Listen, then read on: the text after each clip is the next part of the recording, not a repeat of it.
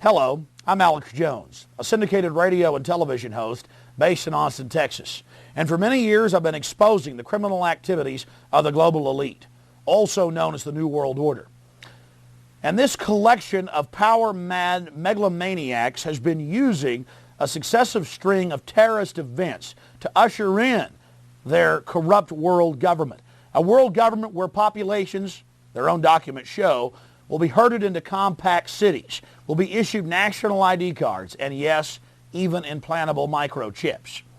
But in this film, we're first going to look at some historical examples of tyrants and governments, oligarchies alike, using crises, in many cases, terrorist events that they themselves perpetrate against their population, against their own bureaucracies, to create a crisis, to get the people to exchange liberty for so-called security. We're going to look at some historical examples of this, going back to Nero burning Rome to blame it on the Christians, and then fast-forwarding to Adolf Hitler burning the Reichstag shortly after being elected, the governmental building, to blame it on his political enemies, to destroy their Bill of Rights and Constitution, and to announce martial law. Then we'll look at the Northwoods document from 1962, where the Joint Chiefs of Staff and many other sectors of the federal government to the highest levels were planning to blow up airliners full of Americans, full of American citizens. Then we're going to fast forward to the federal government training the drivers, cooking the bomb in the horrible attack, the first attack on the World Trade Center in 1993. They were caught doing it. It was in the news, but got brushed aside. The FBI was caught on videotape admitting it, bombing the World Trade Center complex to get their agenda through. Then, of course, 1995 with the Oklahoma City bombing.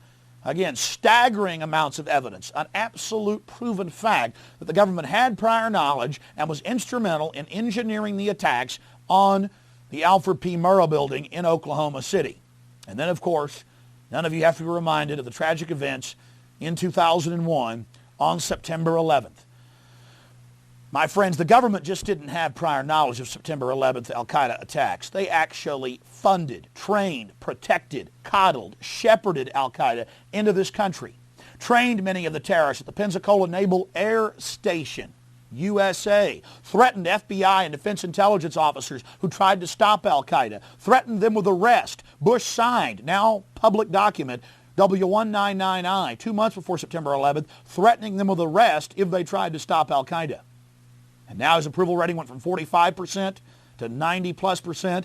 The USA Patriot Act that has just eviscerated the Bill of Rights and Constitution has been passed, and yes, it pertains to Americans. Their cashless society, compact city control grid is falling into place. The people were preconditioned before all of these terrorist attacks to give up their liberties, and then the government will be able to protect them from terrorists. Look at who really stands to gain from this. Look who has the motive. You know, we tripled the FBI's anti-terrorism funding in 1996 after Oklahoma City. They didn't protect us in 2001 from Al-Qaeda, did they? No, they funded and protected them, took their names out of the customs computers, took their names out of the airport computers. Nurse bin Laden back to health in a U.S. hospital. You're going to see all the evidence. We had a war on drugs. There's triple the heroin, double the cocaine on our streets. Government's own numbers than there was 8 years ago. Our prison population has gone from 1.3 million to 6.5 million in the last 2 years, going into 2002, with the numbers only expanding. We had a war on poverty. There's more poverty. A war on illiteracy. There's more illiteracy. Now they're going to have this war on terrorism. You're going to see only escalations in it because the government only gets more power, more control over our lives, more funding after each horrible event. 12 people die at the first World Trade Center attack, 168, Oklahoma City, 3,000 plus, the second World Trade Center attack by the government. And now they're telling us get ready for more attacks. And yes, if we don't take microchips, if we don't accept a microchip population, then we're going to get attacked again. And already the states admit they'd already been implementing a national ID card scheme. And then, of course, the total goal. Why the New World Order is pushing all of this. We know they want tyranny. We know this global government is behind it. They're now publicly talking about a New World Order. How did they get all this? And what's their final goal? A world population reduction of 80%, everyone crammed into compact cities, and yes, the United Nations is preparing to release mass plagues on the earth because the elite want the life extension technologies for themselves. They know that technology is a double-edged sword that can be used to empower humanity or that can be used to totally enslave humanity. And they know they're in a race against time, that their window of opportunity is closing. And they've got to dehumanize us. They've got to enslave us here on the global plantation now, or they're going to lose control. The New World Order is run by absolutely ruthless individuals, hell-bent on dehumanizing the entire human community, obsessed with total control. These megalomaniacal Satanists are absolutely sworn to the creation of a worldwide tyranny called the New World Order. This is the evidence, and it is conclusive. 911, the road to tyranny. War. Empires are built and maintained by it. Populations rally during time of war. Nothing centralizes power like it on Earth. All throughout history, leaders have used this unifying force to control populations. Humans instinctively shift into mindless groupthink when faced by an outside threat, whether real or manufactured. But now, in the 21st century, the system of control continues, but with more sophistication. You see, if there isn't an enemy to fight, you have to manufacture one.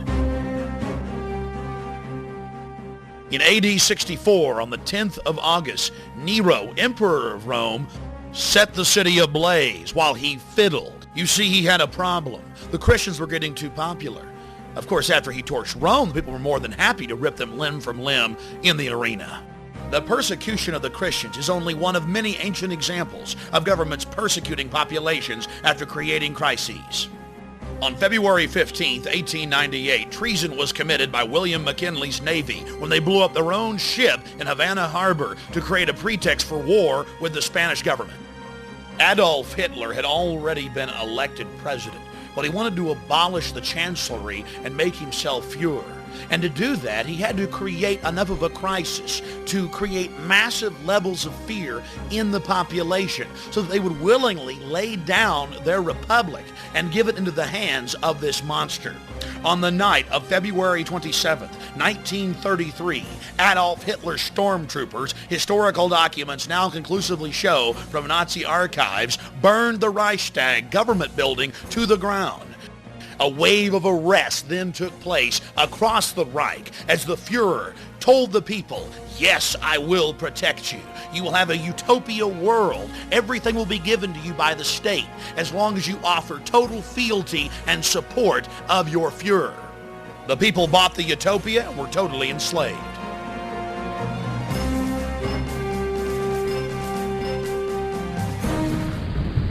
Yesterday, December 7th, 1941, a date which will live in infamy, the United States of America was suddenly and deliberately attacked by naval and air forces of the Empire of Japan. It may have been a surprise attack to the American people, but not to the federal government and the military. Months before the attack, they knew the Japanese were preparing for an all-out assault in the Pacific. And now even the History Channel admits, as well as any other historical record, that Roosevelt 12 days before knew the actual date of the attack. They had Admiral Yamamoto's communique saying on the morning of December 7th, we'll attack the Pacific Fleet at Pearl Harbor and deal a death blow. Roosevelt had campaigned on keeping America out of the war. But his backers had been funding the Japanese war machine for years, as well as funding and encouraging Hitler's blitzkrieg. They needed a global crisis to bring in a global government and the birth of the United Nations. That's why 6 months before the attack on Pearl Harbor, Roosevelt had the Naval Command remove the code-breaking machines from Pearl Harbor as well as dismantle the radar. They had to have the crisis to create this global system of tyranny. Think of the dastardly deed they had committed, leaving our troops, our sailors, our boys to die. You see, the global elite had attempted to create a League of Nations at the end of World War I. World War II had to be bigger and on a larger scale, so the people would say, give us a global government to protect us from these horrible wars.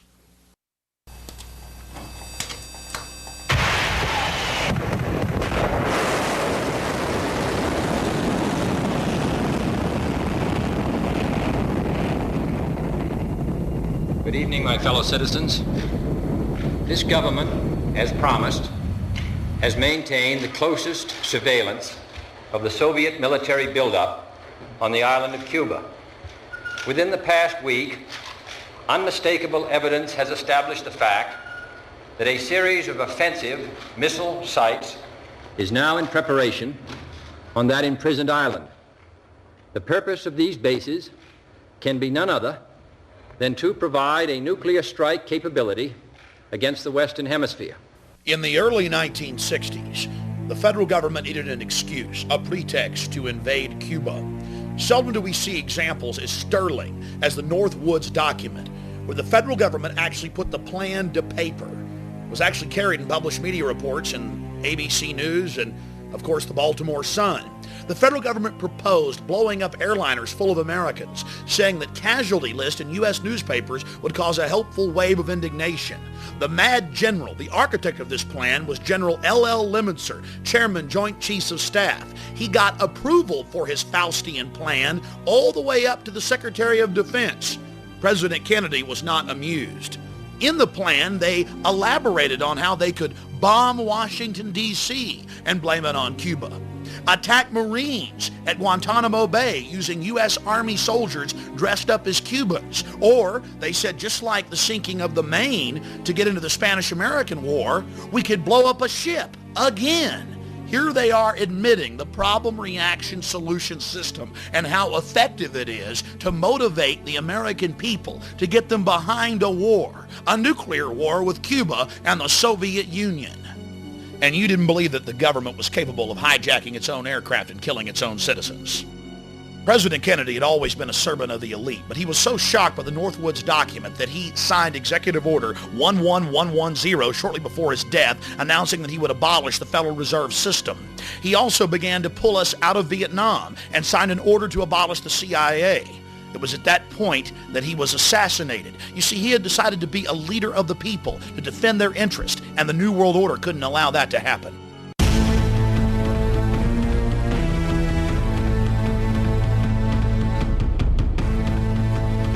Now you'll see the evidence of the federal government targeting the World Trade Center twice. October 28th, 93, and October 31st, 1993, New York Times, as well as the December 15th Chicago Tribune. The federal government was actually caught on tape by their informants, ordering them to let the bombing go forward, to cook the bomb, to give the terrorists the detonators, to create yet another crisis, this time to usher in a police state and a war upon the American people. Unlike the Northwoods plan, the FBI actually carried out the attack on the World Trade Center in 1993. They actually hired a retired 43-year-old former Egyptian army officer, Ahmad Salam, and paid him $1 million and gave him real explosives, a detonator, and told him to build a bomb and to give it to the foolish people that he was controlling to allow them to attack the World Trade Center complex. There was only one problem with their plan. Mr. Salam was not as ruthless and sociopathic as the FBI and their globalist controllers. He began to get very concerned right before and, of course, after the attack, saying, "Why are you giving me real explosives if this is just a sting operation?" When they told him to go ahead and let the attack go forward, he secretly recorded the head of the FBI in New York ordering him to let the bombing take place. It's very important to understand that all the evidence you just saw is documented, 110%. It is part of the public record. The FBI admits it, but the media wrote a few stories about it. There were a couple of nightly newscasts. It was never heard of again. But unlike Pearl Harbor, where the government allowed the Japanese to attack as a pretext for war, the federal government financed and controlled this attack on the World Trade Center to create a system of anti-terrorism, to sic a homeland security system on the American people. There was only one problem. The drivers of the truck didn't park it up against the main support column as they had been ordered to do by Mr. Salam and the FBI. No, my friends, they parked it about a dozen feet away, and so it didn't bring down the building. And in consequence, they didn't get the massive death toll they needed to create the martial law system they were hell-bent on implementing against our constitutional republic and the American people. To the American people's horror, the feds finished the job on September 11, 2001.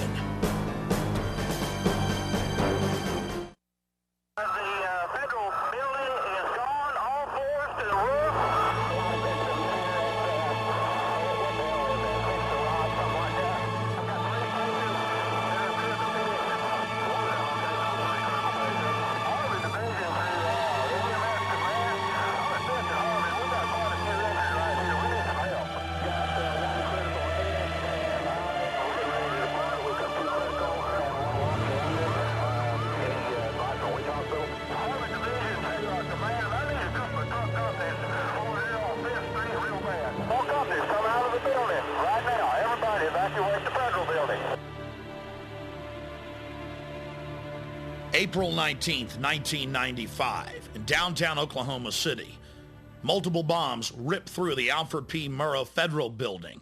And as usual, federal fingerprints were all over this tragic event.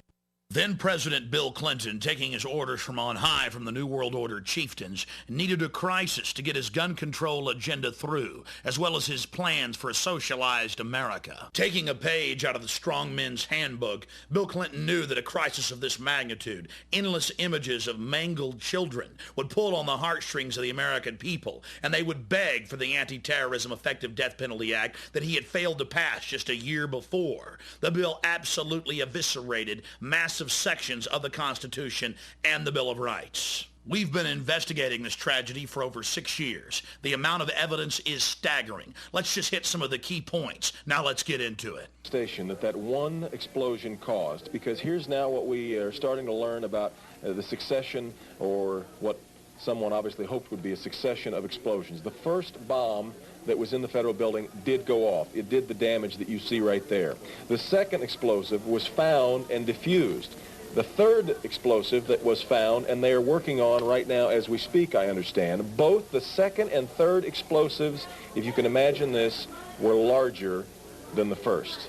So try to imagine two- or threefold happening what we've already seen there. It is just incredible to think that there was that much heavy artillery that was somehow moved into the downtown Oklahoma City Federal Building. Two other explosive devices were found that were not detonated, and they were larger than the first. I think he said another bomb. Oh my God, another bomb. We just saw, if you were watching there was a white pickup truck backing a trailer into the scene here. They're trying to move people out of the way so they can get it in. Appears to be the Oklahoma County Bomb Squad. It's their bomb disposal unit, essentially, is what it is, and it is what they would use to, if the report that we gave you just a few moments ago turns out to be correct, that they have found a second explosive device of some kind inside this building. They'll back that trailer down there, and the bomb squad folks will go in, and they will use that trailer. You see the bucket on the back there, sort of, this is how they would transport the explosive device away from this populated area to try to do something with it. The Justice Department is reporting that a second explosive device has been found in the AP Murrah building in downtown Oklahoma City. Mike, you're still with us, aren't you? Yes, I am, and I might tell you in addition to that, in fact, what we were told at the scene a few minutes ago was that, in fact, 2 different explosive devices were found in addition to the one that went off. So a total of 3, A total of 3. Now confirmed through federal authorities that a second bomb has been found inside that federal building in Oklahoma City. It was an explosion at 9 o'clock this morning that did that damage you're looking at right there, blowing off the entire north face of that building. Again, you're looking at the north face there. A second bomb was found on the east side of that building. A bomb squad is on the scene. That second bomb has not exploded. We don't know quite the status yet, if they've managed to defuse it, but it has been confirmed that a second bomb was found on the east side. What I have is that one device was deactivated. Apparently there's another device, and obviously whatever did the damage to the Murrah building was a tremendous, very sophisticated explosive device. So President Clinton just called Governor Frank Keating, and he says that 3 FBI anti-terrorist teams are en route to Oklahoma City. Right now, they are saying that this is the work of a sophisticated group. This is a very sophisticated device, and it has to have been done by an explosives expert, obviously with this type of explosion. The medical teams downtown are unable to get into the wreckage to retrieve more of the injured because of the presence of other bombs in the area. Well, I just took a look down the street at the Murrah building again. I see another bomb truck going, so apparently they're going to try to get out that third bomb that's been talked about. Still a lot of activity around the Murrah building. Security concerns that another one still might go off. Fortunately, it didn't, because the second device that they found, we understand, was even more powerful than the first. They then found a third device, and you can see the look on this woman's face at the fear that she might have to go through the same thing again. They then found a third device, which was also larger than the first. Hard to feel lucky at this point, but certainly through some good work by some munitions experts and the explosive sniffing dogs, further tragedy has almost certainly been averted here.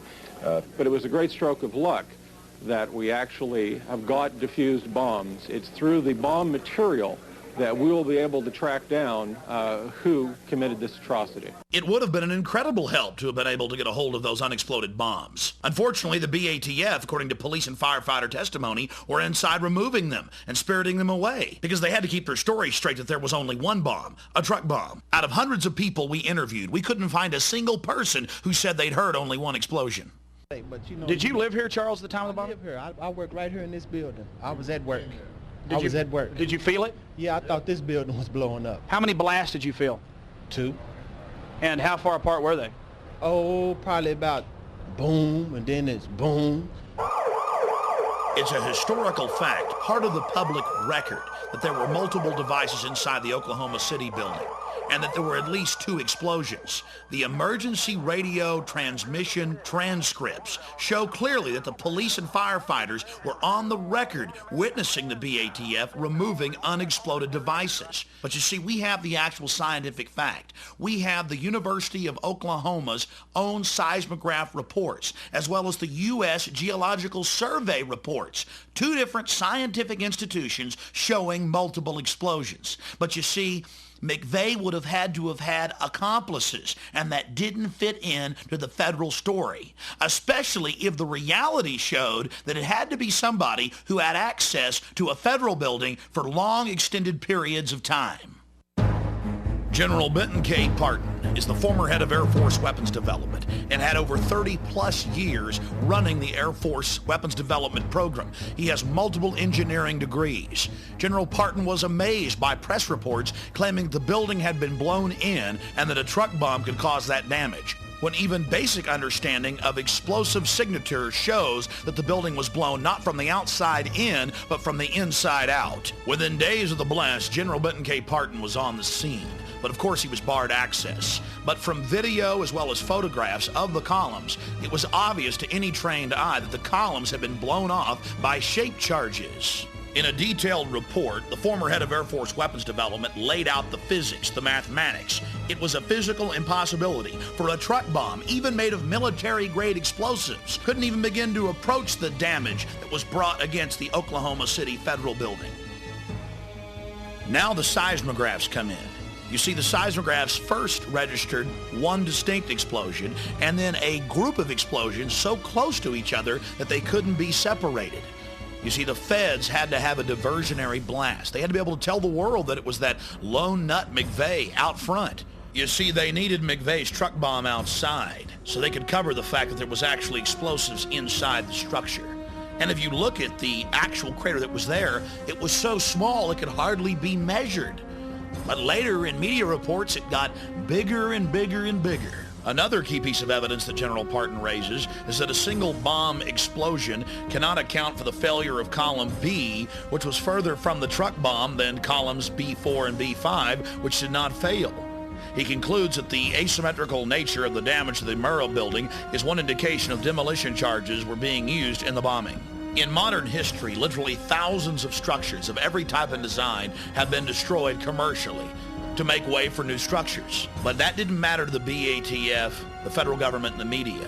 They turned structural engineering on its head, demanding, telling the world that a single truck bomb actually did this damage, and with this signature that clearly showed that the building had been blown out, not in. Not only was the scientific and engineering world in shocked disbelief, the general public wasn't buying the story because they'd seen what had happened. Now let's go to an actual news report the day of the tragedy.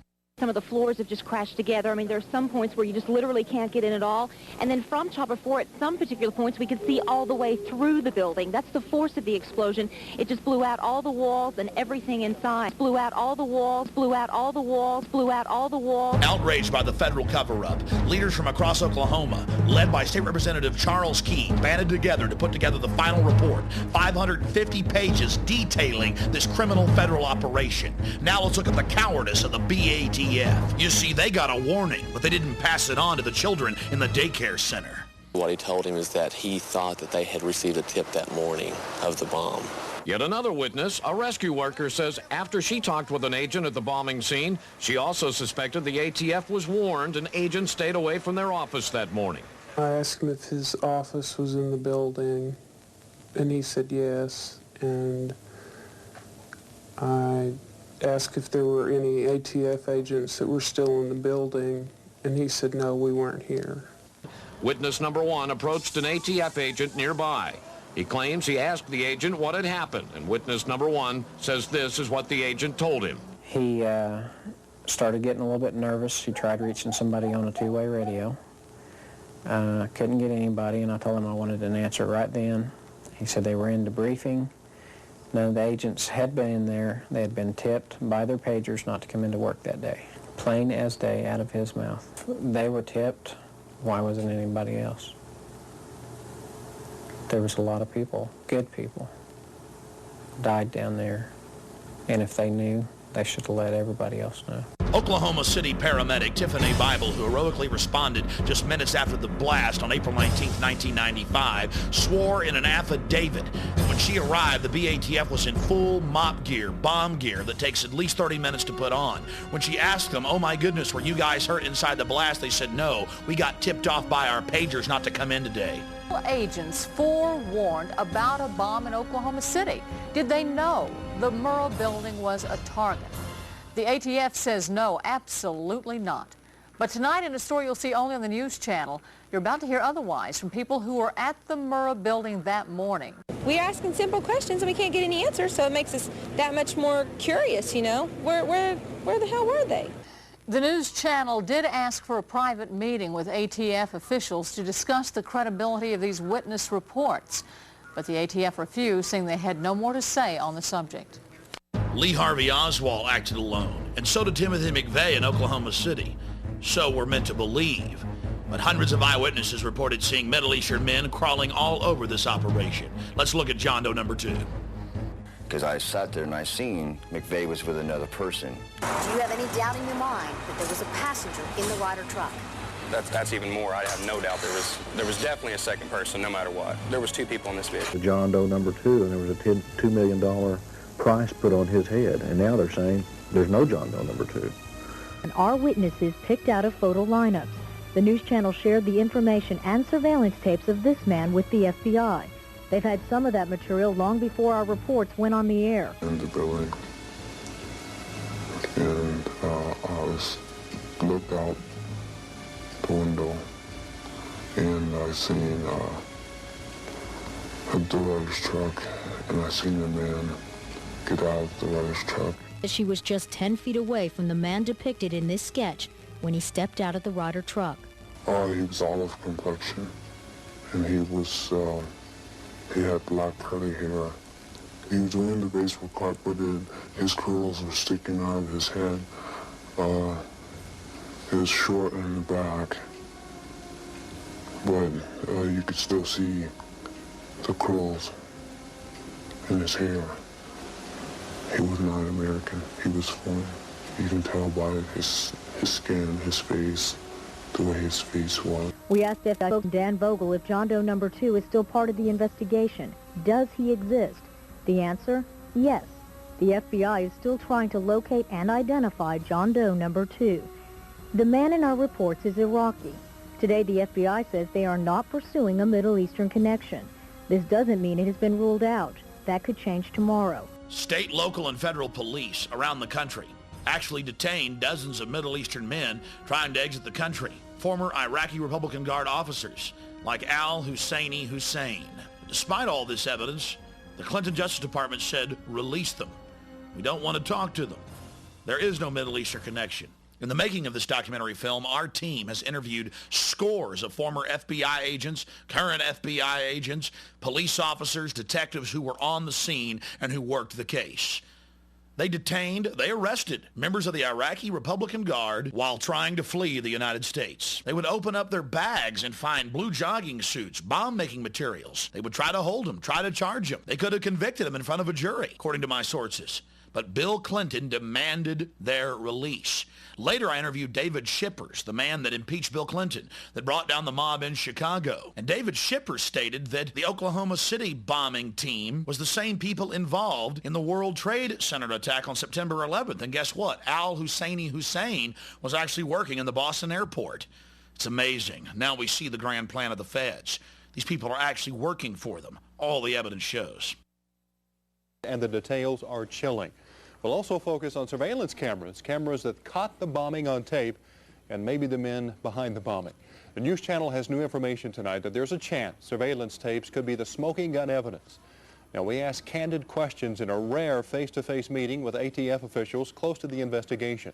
We learned that video collected from downtown businesses the morning of April 19th may someday be played before a jury. Officials won't say who or what exactly is on the tape. However, numerous sources have confirmed the tapes exist and that they reveal more than one bomber. So what evidence are they asking for? They're asking for video taken from the Ryder truck from the Rigi Towers. Well, Kevin, it's a question we've all been asking. We've been asking that question since we first broke the story that surveillance cameras aimed at the federal building could have captured all those involved on tape. Now, sources have confirmed those tapes exist and that they show more than one bomber. The FBI also confirmed those tapes exist when they refused to release them, claiming the video is part of a criminal investigation. And now, for the first time, we get an on-the-record response from the head of the Dallas office, ATF.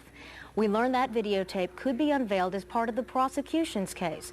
No officials will discuss specifically what's on the video, but we have been able to recreate some of what may have been captured by downtown surveillance cameras through the eyes of the witnesses. Now, you're looking at a computer recreation of the final movements of the Ryder truck according to the people who crossed its path at 5th and Harvey. moments before the explosion. Tonight at 10, the witnesses will detail their memories of how they believe the suspects carried out the crime and made their getaway.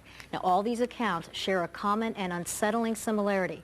The witnesses say they saw several accomplices, including the infamous John Doe number 2.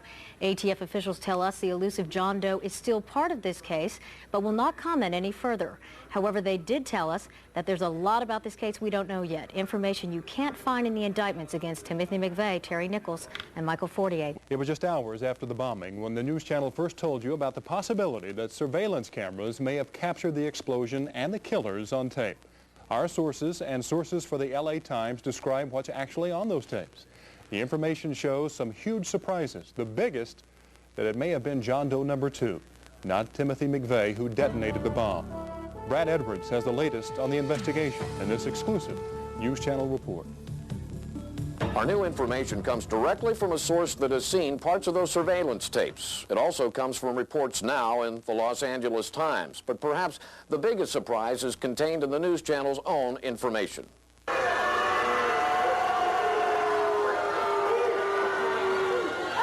Timothy McVeigh was not the last person to leave the Ryder truck. In fact, another man sat inside the cab of the truck after McVeigh got out. We believe that man is John Doe number 2, a man who, for all we know, is still on the loose, leaving open a vital question. Was it John Doe number 2 who actually set off the bomb, not Timothy McVeigh, as we've all been led to believe? News Channel 4 has for weeks been demanding copies of the surveillance tapes from the FBI. The federal government so far is dragging its feet.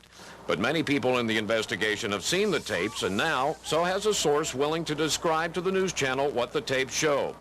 The LA Times report shows there was a surveillance camera near the corner of 5th and Harvey and another near the corner of 5th and Robinson.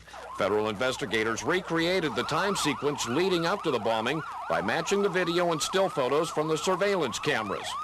Since we can't show you the tape ourselves, we're reenacting what our source says he saw on those tapes. As witnesses told the news channel before, the tapes show the Ryder truck parked in front of the Murrah building where we now know the blast went off. As witnesses also told us, the tape showed 2 men sitting inside the Ryder truck. A man strongly resembling Timothy McVeigh gets out of the driver's side, steps down. He then appears to have dropped something on the step up into the truck. He bends down and appears to pick something up off the step. Then he turns and walks directly across 5th Street toward the Journal Record building. All this time, John Doe number 2 is still inside the Ryder truck's cab, sitting on the passenger side. Time passes. The surveillance tape is time-lapse photography. Without knowing exactly the time interval between shots, our source can't be sure how long John Doe number 2 sat in that cab. What was he doing all that time? Then the tape shows John Doe number 2 getting out of the passenger side of the Ryder truck. Again, the tape shows that a bombing witness accurately described what happened next to News Channel 4. I was standing in the building,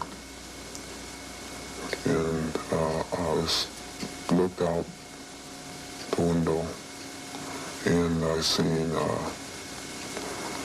the Ryder's truck, and I seen a man get out of the Ryder's truck. The tape shows John Doe number 2 getting out, shutting the passenger side door.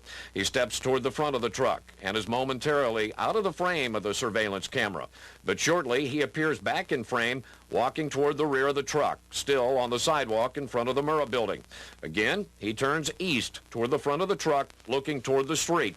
John Doe number 2 then walks diagonally across 5th Street toward the east, as if heading toward the YMCA or the intersection of 5th and Robinson. He again leaves the frame of the camera. Another camera shooting from another angle clearly shows the actual explosion that destroyed the federal building and killed 169 people.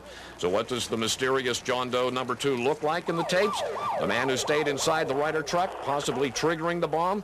Well, his features are obscured by a baseball cap in the portion of tape seen by our source, the same kind of cap shown in the composite drawing first released of John Doe number 2. The cap was a sports cap, flame style. The man himself was taller than the man resembling McVeigh and much thicker in build. He appears to have a dark or olive complexion. Our source saw only a few minutes of tape. He didn't see all of the almost 20 minutes of surveillance tapes that reportedly were distributed to FBI agents around the country to help in their investigation. But they do show enough to raise some crucial questions. Who actually set off the bomb? What was John Doe number 2 doing in the cab of the truck after the McVeigh lookalike got out? And how did John Doe number 2 get away from the Murrah building? My understanding is there was a video of McVeigh getting out of the Ryder truck, jumping into this other pickup with John Doe number 2. Well, where's that video? Are we ever going to get to see it? Do you realize what you've just seen, America? The government had multiple surveillance camera tapes. In fact, when it finally came out in court, when the federal government declared in 2001 that they wouldn't release the videotapes because of national security implications, that there were actually 12 surveillance camera tapes that had these different Islamic individuals, these Arabic men with McVeigh and others, as well as the BATF hiding out right down the street, preparing to pounce on the operation and declare themselves the heroes, the saviors, the victims. Think about it. Now in 2001 and right into 2002, the federal government claims national security and refuses to release 12-plus surveillance camera tapes. What are they hiding? And the feds never tried to use it in court. I mean, if they had McVeigh pulling up alone and bombing the building and it was just a truck bomb, why not use the actual surveillance camera tapes to do it? But they didn't do that. You have to ask yourselves why. What's on that tape? Well, after you've seen all this evidence, it's clear. Federal involvement. Ratcheting up the police state right here in America. Danny Coulson, the FBI's top counterterrorism agent, checked into an Oklahoma City hotel nearly 9 hours before a truck bomb nearly leveled the Alfred P. Murrah Federal Building.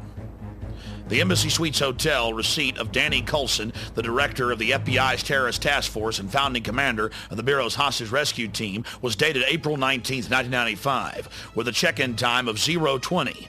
That's military time for 12:20 a.m. Almost 9 hours before the blast, Chief Agent Coulson lied to the American people. He told a Time magazine reporter in 1999 the harrowing tale of how he sped at over 100 miles an hour from his home in Dallas, trying to get there after the bombing to save people and conduct an investigation. Oh, and by the way, the FBI won't release any of the credit card statements and records for any of their agents. What are they trying to hide? The system wasn't working. Going through the system didn't work. I did everything that they advised me to do. It didn't do any good. Hoppy Heidelberg was an upstanding member of the community with no criminal record. He'd been a grand juror for years. But when he started asking questions about the Middle Eastern connection and FBI prior knowledge and BATF involvement, the FBI actually came to his house brandishing firearms and told him to shut his mouth if he knew what was good for him. When he refused to be part of the cover-up and demanded that he be able to call witnesses as his right as a grand juror, the judge kicked him off the case. Just one more piece of this massive cover-up. The News Channel has learned of another strange development. Apparently, before the bombing, Governor Frank Keating's brother, Mark, had been working on a novel about a terrorist bombing in Oklahoma City. Stranger still, one of the characters in the novel was named Thomas McVeigh. Governor Frank Keating's brother, Martin Keating, wrote The Final Jihad. In the book, Tom McVeigh masterminds the bombing of the Oklahoma City building. He dedicated the book to the Knights of the Secret Circle, a known Illuminati group. And he wrote the book 2 years before the bombing. The tragic events of Oklahoma City, if the truth was known to the public, makes it even more tragic, even more horrific. You see, it's now a monument to the police state, a monument to the sacrifice the government made of American lives, of American blood, of American tears, as an excuse to get the feds to be able to circle the wagons against the American people, to have a pretext, an excuse to expand their police state. They covered the whole operation up. It's clear that they had prior knowledge that multiple bombs were detonated on the inside of the building, that the feds have grabbed the 12 surveillance camera tapes and are refusing to release them, even in 2002. Threatening grand jurors, destroying the building and burying it under guard. The federal government blamed this tragic event on Christians, conservatives, gun owners. But if you look at the evidence, it's clear who's behind it, the federal government. And they use this, just like Hitler used the Reichstag, to get martial law cranking in America. $62 million is coming to Oklahoma soon to help anti-terrorism and disaster relief efforts. Government crime certainly does pay, especially when it's government-sponsored terrorism against its own institutions. That's right, the BATF locally got tens of millions of dollars extra funding, but so did every other federal agency that tries to control the American people. $24 billion increase in anti-terrorism funds. And after September 11th, they've now tripled that. and of course the BATF ensured that the building was completely demolished, so there couldn't be any evidence of their heinous acts. And that's right, ladies and gentlemen, they actually buried the building under guard at a private landfill with Wackenhut guards protecting it.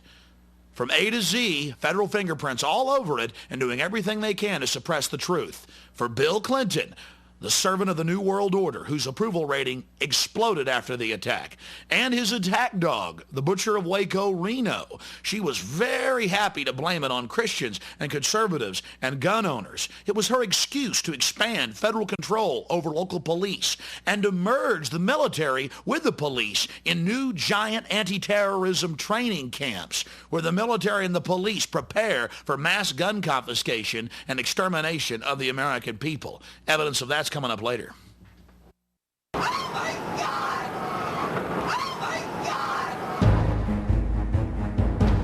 You've seen the evidence of government-sponsored terrorism throughout history. Now let's take a closer look at what happened on September 11th, 2001, and how it's being used to usher in a new world order. What is at stake is more than one small country. It is a big idea, a new world order, where diverse nations are drawn together in common cause to achieve the universal aspirations of mankind: peace and security, freedom, and the rule of law. Out of these troubled times, our fifth objective, a new world order, can emerge. Now we can see a new world coming into view. A world in which there is the very real prospect of a new world order. The Council on Foreign Relations, known as the CFR, an organization publicly sworn to destroy American national sovereignty and usher in a tyrannical world police state, could not contain their glee on September 12th, the day after the tragic attack. They announced their new world order. There is a chance for the President of the United States to use this disaster to carry out what his father, a phrase his father used, I think, only once, and hasn't been used since, and that is a new world order. There it is, the CFR actually admitting that this crisis was helping them to bring in a new world order, global government. And how would they get that job done? You see, for decades, going back to Jimmy Carter and Brzezinski Brzezinski, the national security advisor, they had been breeding, creating these terrorist organizations, funding them and training them to attack America. Brzezinski Brzezinski, co-founder of the Trilateral Commission with David Rockefeller and other luminaries of the global system, actually bragged in his 1998 book, these criminals love to brag, The Grand Chessboard, of how America would be attacked by Afghan terrorists and how global government, a war for global government, would then take place in Central Asia. How it could be used to roll out national ID cards and a global police state here in the United States. All of this being planned back in the 70s, 80s, and 90s. The relationship between the CIA and the Afghan freedom fighters, the Mujahideen, even predates Ronald Reagan. The bonds that were forged there with the Central Intelligence Agency led to the creation of their super asset, Osama bin Laden, the rich Saudi Arabian sheik whose family to this day builds all U.S. military bases in the Middle East, North Africa, and in Central Asia. It's on the record that bin Laden's a CIA asset, and every time an American president needs a distraction overseas, a ship or an embassy gets blown up. On October 12, 1998, the USS Cole, while docked at the port of Aden in Yemen, was attacked. 17 Americans were killed, 39 wounded. Sacrificed yet again on the altar of globalism. Just like clockwork, every time Bill Clinton was in trouble, an embassy, a ship, a barracks was blown up. Just like Oklahoma City, the CIA asset bin Laden was delivering time and time again, and Bill Clinton was there protecting him, refusing to allow foreign countries like Sudan, even Iraq, and Afghanistan to give them the files of where al-Qaeda was in the world, and yes, where they were active even in the continental United States. Sudan even offered to arrest bin Laden 3 separate times. Bill Clinton answered by bombing with state-of-the-art cruise missiles their only pharmaceutical plant. Denying Africa, desperately needed medicines. You see, in reality, it's a lot bigger than just Republican or Democrat. The reality is the Central Intelligence Agency, controlled by Wall Street, has been grooming this creature and his family over the last 50 years to carry out dangerous projects in the Middle East, Central Asia, and North Africa. Back in 1996, the CIA worked in tandem with Pakistan to create the Taliban. Then in 1998, when the Afghans offered to arrest bin Laden, the CIA responded, publicly telling him to do no such thing. They needed this boogeyman for one more big action, and his family the entire time was being rewarded with giant satellite company deals, oil company mergers, and some of the biggest construction projects in the world. New world coming. America will become increasingly vulnerable to hostile attack on our homeland, and our military superiority will not entirely protect us. Americans will likely die on American soil, possibly in large numbers. Americans will likely die on American soil, possibly in large numbers, possibly in large numbers, possibly in large numbers. Shortly after September 11th, witnesses came forward documenting that bin Laden had actually met and planned the September 11th attacks with the CIA for 10 days in Dubai in an American Army hospital. French intelligence was so upset by what they had learned that they actually got media reports published before September 11th, specifically warning that bin Laden was planning to hijack aircraft and fly them into tall buildings in downtown Manhattan, as well as the Pentagon. Of course, the Pentagon, the Defense Department, didn't need to be warned. First media reports that came out said that 5 of the hijackers had been trained at the Pensacola Naval Air Station. Later media reports in the Pensacola News Journal confirmed that 3 of the hijackers had been trained at the Pensacola Naval Air Station 2 years before September 11th. The San Francisco Chronicle also reported that one of the top lieutenants of Al-Qaeda was actually an FBI asset, not to mention a member of the U.S. Army. The next piece of evidence you're about to see is the biggest smoking gun of them all. President George W. Bush signed Presidential Decision Directive W199I, telling FBI agents as well as defense intelligence officers that if they tried to stop Al-Qaeda, they would be arrested under national security implications. It's been in every publication from the Wall Street Journal to the Washington Times. Actual lawsuits have now been filed by FBI agents who are outraged by the fact that they were not allowed to stop Al-Qaeda. The global crime syndicate that George W. Bush and his family fronts for has everything to gain from the September 11th attacks: a national ID card, a national control grid, a cashless society. It's part of the public record. George Bush signed the documents threatening defense intelligence and FBI agents with arrest if they stopped Al-Qaeda.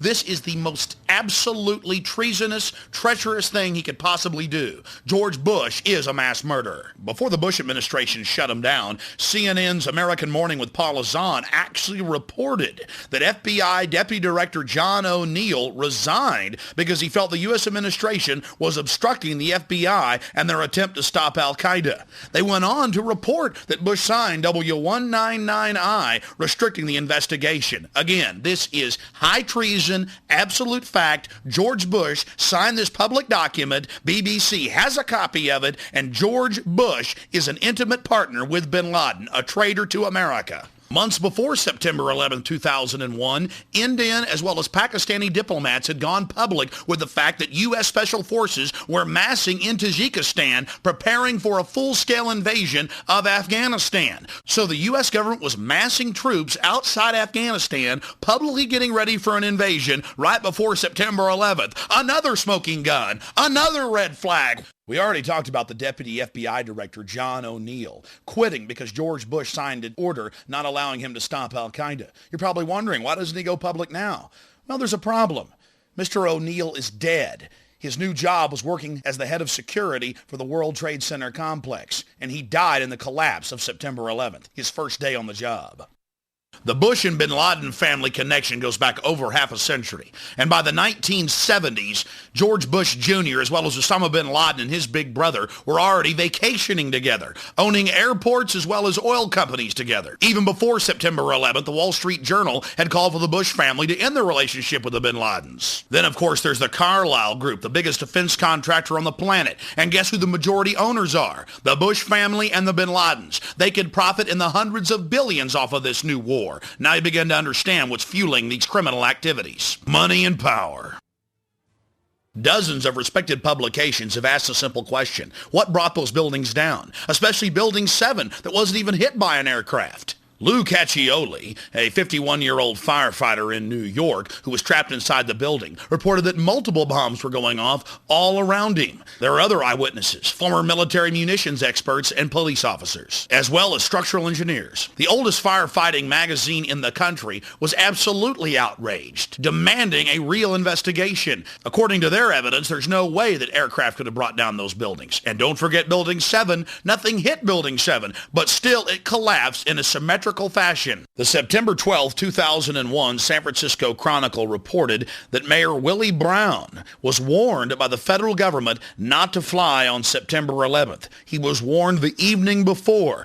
Now, of course, under pressure from the White House, Willie Brown refuses to say exactly what federal agency warned him, just that he was warned not to fly on September 11th. I wish the rest of the American people would have gotten that warning. But of course, if the American people would have been warned, then the government terrorist attack wouldn't have had its desired effect, to have the people begging for a nightmare global police state. On September 3rd, Salman Rushdie, author of the Satanic Verses, got a warning from the U.S. authorities not to fly. They went so far as to ban him publicly from flying, and the FAA admits they did it on the record. More chilling evidence of the U.S. government's prior knowledge. But you're saying, hey, wait a minute, what was that whole war about? We went in there and took out the Taliban. No, they escorted a couple hundred goat herders to torture them publicly at Camp X-Ray in Guantanamo Bay. The real leadership of Al-Qaeda and Taliban, the few that were left in Afghanistan when the war started, were flown out to safety and paid in gold bars in Pakistan by the U.S. federal government. Here's George Bush at the United Nations telling the people not to tolerate anyone that investigates these facts. Let us never tolerate outrageous conspiracy theories concerning the attacks of September the 11th, malicious lies that attempt to shift the blame away from the terrorists themselves, away from the guilty. I guess it's un-American to investigate the facts. Let's just call it a conspiracy theory, especially those FBI agents that have gone public about George Bush telling him not to stop Al-Qaeda. Conspiracy theories, conspiracy theories. Conspiracy theories. What you're about to hear is not a Freudian slip. It's a carefully crafted speech as Bush throws it in your face about dark cults of evil gaining power off of human suffering. The hijackers were instruments of evil who died in vain. Behind them is a cult of evil which seeks to harm the innocent and thrives on human suffering. Theirs is the worst kind of cruelty. The cruelty that is fed, not weakened, by tears. Theirs is the worst kind of violence. Pure malice while daring to claim the authority of God. We cannot fully understand the designs and power of evil. It is enough to know that evil, like goodness, exists. And in the terrorist, evil has found a willing servant. Evil has found a willing servant. Evil has found a willing servant. 5 months before September 11th, David Shippers, the man that impeached Bill Clinton, that brought down the mob in Chicago, was actually getting investigative reporters on the O'Reilly factor warning of an impending terror attack on Lower Manhattan. We'll take you now to an exclusive interview with David Shippers from my syndicated radio broadcast. I began to get information concerning the Middle Eastern connection in Oklahoma City. And we've had Colonel Craig Roberts, who was a detective working the case, on this show many times, a month before the attack, predicting one was imminent right here on this show. Yep. And he has all that same information. They actually arrested some of these guys, and the Justice Department in 95 said release them. That's right. And the word's out right even today that they're not allowed to touch them. The Oklahoma City police are not allowed to touch these people.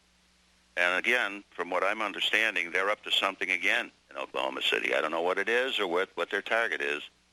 But these same people are at it again. Now, later you got it from FBI agents in Chicago and Minnesota that there was going to be an attack on Lower Manhattan. Everybody, yeah. I mean, it's everybody, and that's what started me calling. I started calling out there. I first of all I tried to see if I could get a congressman to go to bat for me and at least bring these people out there and listen to them. I sent them information, and nobody cared. It was always, we'll get back to you, we'll get back to you, we'll get back to you.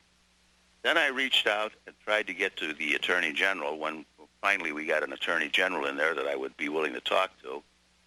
And again, I used people who were personal friends of John Ashcroft to try and get him. One of them called me back and said, all right, I've talked to him. He will call you tomorrow morning. This was like a month before the bombing. The next morning I got a call. It wasn't from Ashcroft. It was from somebody in the Justice Department. One of his handlers. Yeah, and I started telling him the situation. He said, well, you know, we don't start our investigations at the top. I said, I'd like to talk to the Attorney General because this is vital. And he said, we don't start our investigations at the top. Let me look into this, and I'll get back to you. Well, as I sit here today, I've never heard from him. Now, again, David Shippers, I mean, you're big in Washington. You were the top lawyer that got Clinton impeached. You're highly respected. You know the senators, the congressmen. You're calling up. You've got these FBI agents and others feeding you this information. They're being pulled off the cases. They're angry. That's even been in the news now for Minnesota and Florida and, and Illinois. They know what's going to happen. The Sudanese in 96 and 98 tried to arrest bin Laden for Clinton, tried to give us the names of al-Qaeda. Clinton wouldn't take it. Didn't want any part of it. Wouldn't touch it. So we've got all this developing. We've got police officers and FBI on the ground who know who bombed Oklahoma City. They've got them in custody with blue jogging suits and bomb-making components. They're ordered to release them. All this is unfolding. 3,500 to 5,000 Iraqi Republican Guard. We know there's a Saddam-Iraqi connection here. I mean, they knew this. Why in the world, David Shippers, did they allow this to take place is the question. I'll tell you something. This is one of the things that, to me, it is almost inconceivable that with the knowledge they had that they would turn their back, just assume that they had investigated and gone in after the Oklahoma City bombing as they're doing now. There never would have been an attack on the trade towers. As a human being, as a former prosecutor, as a lawyer, as a guy who represents agents all over the United States, it is inconceivable to me that those bureaucrats in Washington would turn their back on the obvious for their own purposes. And now the World Trade Center complex is absolutely destroyed. Yeah, there's more coming. Now, you say that from your sources, I know you represent a bunch of FBI agents that are hopping mad. You probably can't talk about the specifics. You say you're representing them. Are they getting ready to sue or something? Oh, well, they're hoping to. I don't want to get them in court. I want to get them into the Intelligence Committee, somebody who can go to these, someone who has the authority and the ability to go to the FBI bureaucrats and say, butt out, we're going to do this right. I'm sure you're aware that on History Channel, they've been reporting for years. It's now confirmed that we had prior knowledge of the Japanese attack, and they allowed that to take place. Sure. And now you see the UN empowered, World Court empowered. Looks like the UN's going to get to take over all that oil supply there in Central Asia. The face scanning cameras were in trouble. Now they're on the fast track. Yep. This has sure brought the police state more funding. Sure has. And I've been saying for years that once you have license, which we've had, the next step is tyranny, and it really is scary. The whole thing is scary. The American people are saying, I want to be safe. And I will, who was it? Ben Franklin said, if you give up your liberties for security, you will eventually lose both your security and your liberties. Absolutely. What was the intel you were getting from these agents? What were they saying? This agent here in Chicago filed the affidavit where he laid out the whole way that the money moves, the way that it's handled, how it comes out of the Middle East into the Chicago area, not only Chicago, but into the United States, how it's covered, how the operatives are covered, and then how the money gets back, how it's transferred back, and where it's kept while it's here. And that affidavit ran like 30 pages, laid it out. And that was the only one. He had to go through hell on earth in Washington. He had to fight like a tiger. Everybody in his own bureau and in the Department of Justice was against him, and still. Now, the FBI agents in Minnesota knew about all this and had the evidence, but they couldn't even get a wiretap or a warrant to search these guys. Exactly. And we're talking about some of the actual hijackers. Exactly. And this, and then this woman that was talking to me, she had other contacts who were in naval intelligence and in other areas, and she was reporting that there was one of these terrorists that was involved or connected with the bombing in Oklahoma City was working at the Boston airport. One of my, a friend of mine who happens to be an agent, had information showing that there were Hamas operatives working in baggage in areas at O'Hare Airport with free access to any part of the airport. But no one would listen. Clinton and his boys didn't want the United States to realize that Flight 800 was a terrorist attack and that the Oklahoma City was a terrorist attack because they didn't want to have to admit that the intelligence of the United States was totally destroyed. Well, Craig Roberts says it best. They wanted to demonize the patriots, exactly. The Christians, and create this internal security force to watch Americans because, oh, the precious Arabs, they can't do anything wrong. That's exactly what they started. Remember, I forget what nitwit it was that came out and said, you know, you can really blame some of the Rush Limbaughs and the talk show hosts who are fomenting this terror. Well, that was Bill Clinton. Clinton made that statement. And they had a handy guy in McVeigh. They had a real handy guy. I also know, and I know this through affidavits that I've read, that there were people, eyeball witnesses, who saw the Middle Eastern man running from the scene alongside McVeigh. And why don't the feds just release those 12 surveillance camera tapes if it's just McVeigh alone? Those surveillance camera tapes are going to show that there was a Middle Eastern man running with him. Some of these people who gave affidavits were interviewed by the FBI during the course of the investigation. They were interviewed about the second person they saw, and the agents tried to make them say that the second person was Nichols. Every single one of these people said absolutely not. It was a Middle Eastern type individual. Al-Husseini. Now, listen to this. None of those 302s, none of those investigative reports have ever surfaced. So the FBI comes up with all these thousands of documents that they claim they overlooked, but the key ones where they tried to get him to say it was Nichols never surfaced. What were they saying about the attack on Lower Manhattan? Originally, the original report that I got was that that they had arranged for 3 attacks on the United States. 1, they were going to take down an airliner. 2, they were going to attack a federal facility in the heartland of the United States. First one's TWA, Oklahoma City, in reverse order, and then now... And the third one was going to be a massive attack in Lower Manhattan. The original plan was a suitcase tactical nuclear weapon. The people that I was talking to were very, very, very credible people. And, but... Okay, here's the bottom line question. You're getting intel, attack on Lower Manhattan, third big attack. What did you say? I mean, who did you talk to? I mean, we know you tried to get to the Attorney General and others. I tried to get to the Attorney General. My first move was to go through some of the people I knew in Congress to see if I could, somehow, because I was working on a two-front. It was really a two-front war. On the one hand, I wanted to get someone to listen to Jana about Oklahoma City, but and what was coming up, what may be coming up. On the other hand, I was trying to get somebody to understand that Hamas has infiltrated the United States. I tried the House, I tried the Senate, I tried to get to the Department of Justice. The very people that put up roadblocks on the attack against the terrorists under Clinton are still there. And they still constitute almost like a moat between the people with information and the people who should hear the information. So when you're talking to these Justice Department people and folks in Congress trying to give them all this information, what do they say to you? They say, oh, my, that's wonderful. Yeah, we'll get right back to you. I have never got a call back. When I was on a radio program out east, out in Pittsburgh, and I hinted at this. I just hinted that the FBI was sitting on information when they should have been sharing it with others, and as a result, there was a breakdown in intelligence. The next morning, I got a call from the office of the Speaker of the House, who happens to be an Illinois Republican. Hastert, right. And they said, we understand. They hadn't heard the show, but they said, we understand you've got some information, et cetera, et cetera. I said, yes, I do. I would really like to share it with somebody.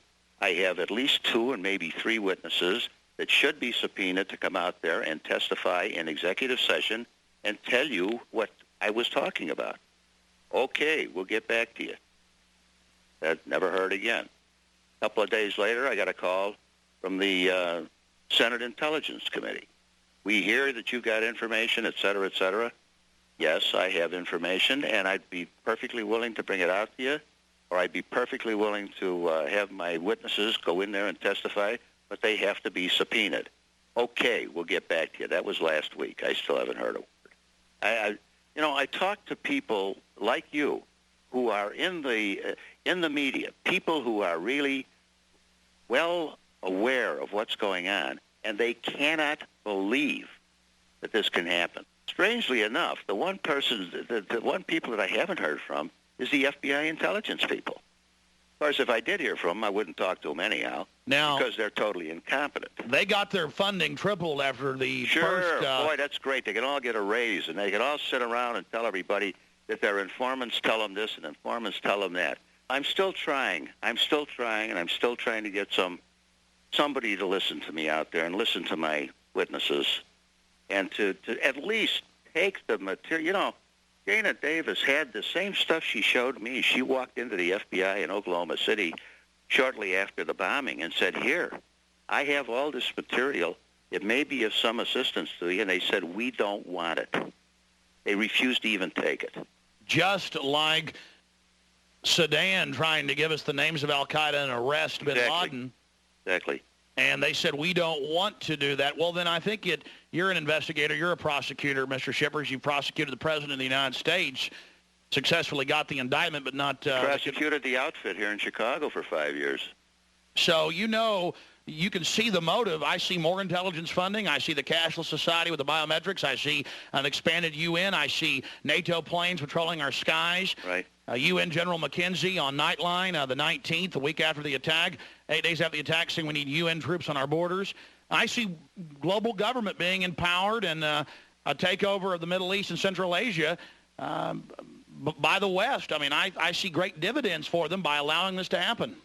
So I hope to God you're wrong. I do. But and I can't fight with you or argue with you on it because it does seem to be heading that way.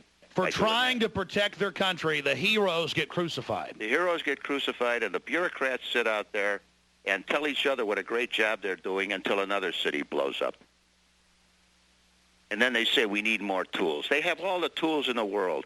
They could have found the money years ago if they had just listened. We've got to go public because we tried to do it the right way. We tried to do it by going to the people in whom you would normally repose your confidence and trust. It didn't work.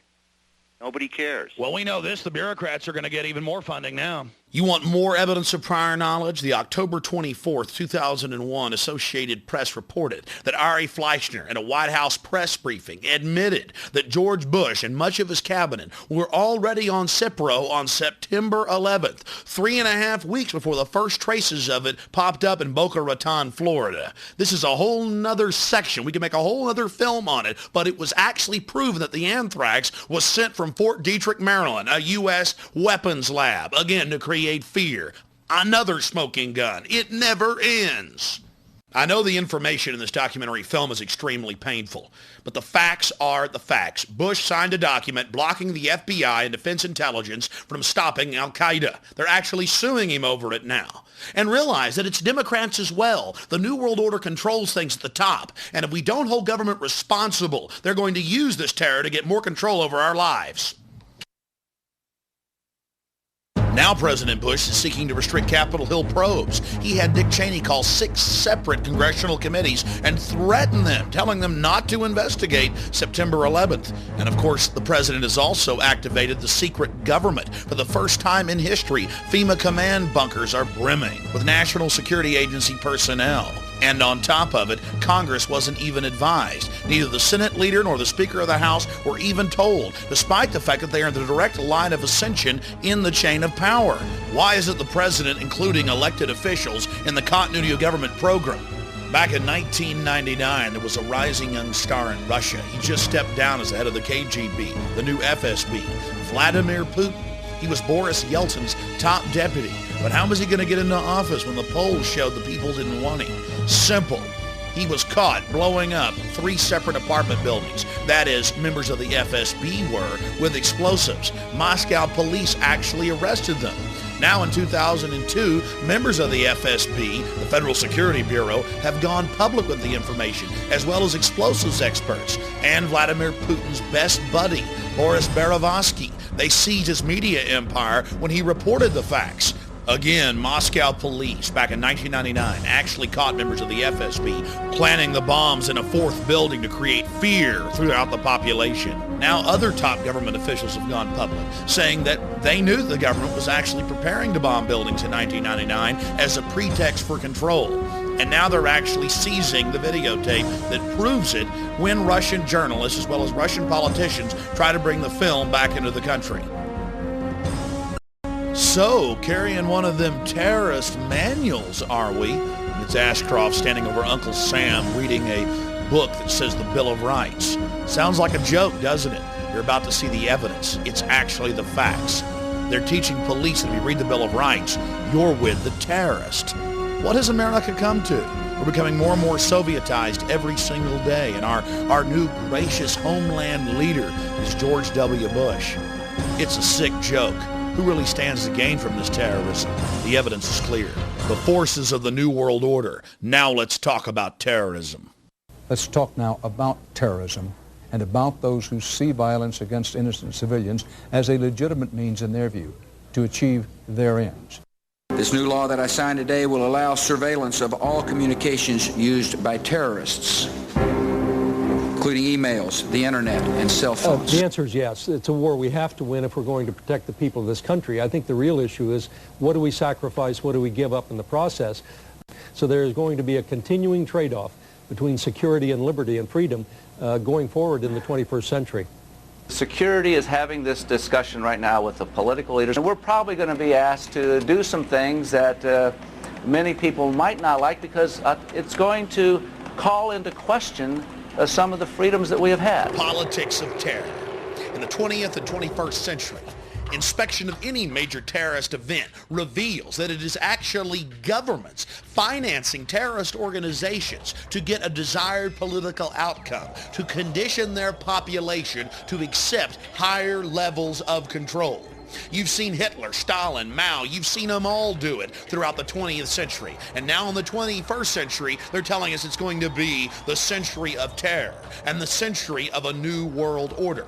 Look at the U.S. government. They tell us to give up our rights while our borders stay wide open, while tens of millions of people pour across our borders, come in through our ports, and land on airplanes. They have the nerve to tell American citizens that we must accept a national ID card in the name of safety. Use some common sense. The government tells us to leave the borders open even after September 11th and then treats us like slaves. Doesn't make any sense unless you're a slave master. You see, ladies and gentlemen, you have been declared the terrorist. You're looking at an FBI flyer, and they've gone out nationwide, where the FBI actually states that Christians, conservatives, gun owners are part of terrorist organizations. Defenders of the U.S. Constitution are listed as terrorists. If police encounter them, call the FBI anti-terrorism hotline immediately. Even defenders of the U.S. Constitution, people that make numerous references to the U.S. Constitution. Wait a minute, I thought police swore an oath to protect and defend the Constitution. Not in the new America, not with an America with a big fat K. Face the facts, America. You are the terrorist.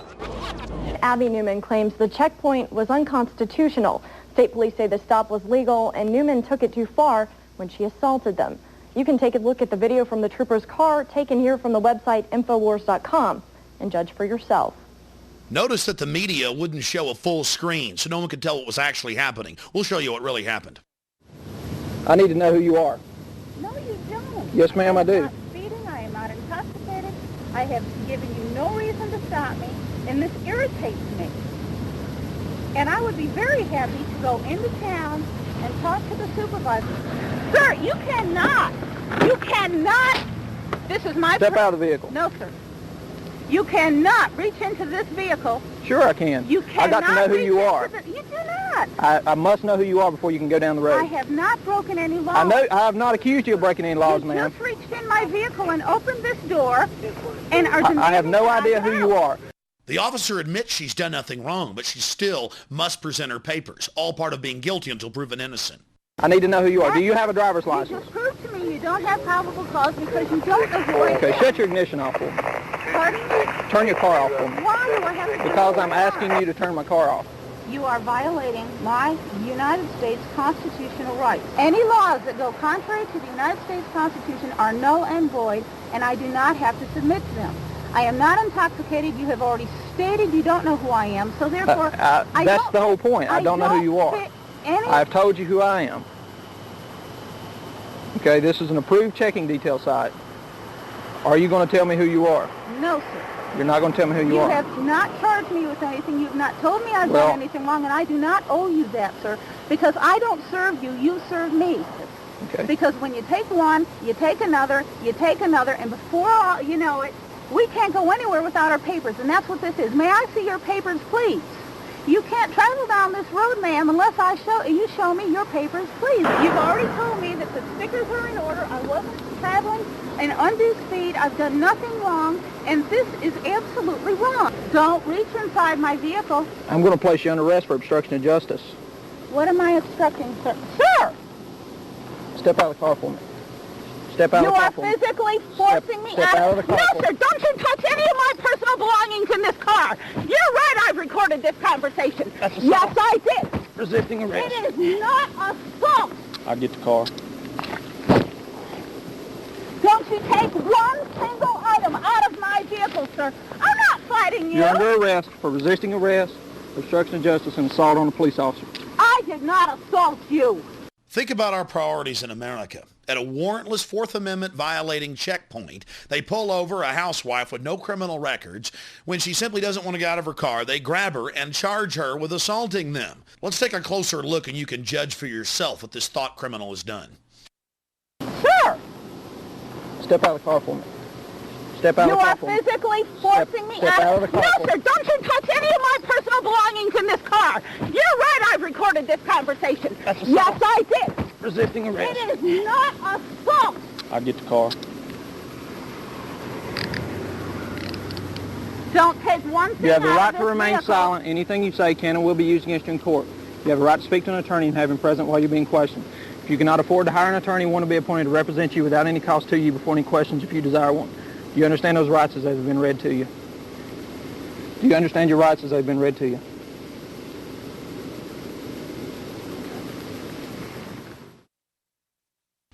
They're not concerned with our borders being wide open. The tens of millions of containers coming in each year that aren't even searched. No, they're worried about a woman on the side of the road and what she's reading, what she's thinking, what she's doing. This is the first generation thought police right here in the United States. This type of activity is totally un-American. These officers should be ashamed of themselves. I want to see it there now. Strategies of submarine warfare. Hidden agenda. Call to Man, she's into this weird crap. Power Plays, Ruthless.com, The Bear and the Dragon, Patriot Games. Here's where things really get interesting as they begin to dig through her car and find what they consider subversive material. Well, I just will get a record started. Yeah. You don't ask her, you just want to get the next one. I want to get the next one. She's invoked her right to remain silent, even though she don't believe in our laws. Even though she don't believe in our laws, no, trooper, it's you that don't know our laws. You're the one that's overthrowing our Constitution, our Bill of Rights. Our country was founded on people not being stopped like criminals, like peasants of being searched. The right of the people to be secure in their persons, houses, papers, and effects against unreasonable searches and seizures shall not be violated, and no warrant shall be issued but upon probable cause. You wouldn't believe all the paraphernalia in here. I mean, look at this clipboard right here. Check me out. Comment upon voluntary nature of Social Security. It's a whole riot act on why you don't have to have a Social Security card to pay into Social Security. She's just anti-government, yeah. She apparently belongs to some kind of a clan or something. Militant group. Yeah.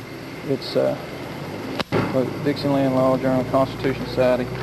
I mean, all kind of compulsory production of documents. Anti-government, a member of the Klan for knowing her constitutional rights, for being a member of the Constitutional Society. The FBI training of our police has really paid off. I mean, this is... She's definitely studied on it, hasn't she? I'm telling you what is the truth. I wonder if I can keep that for any reason. Well, is it evidence of a crime? You know, if it relates back to obstruction of justice, I would say yes. I mean, I think obstruction of justice is... That would be the appropriate charge. Good. Yeah.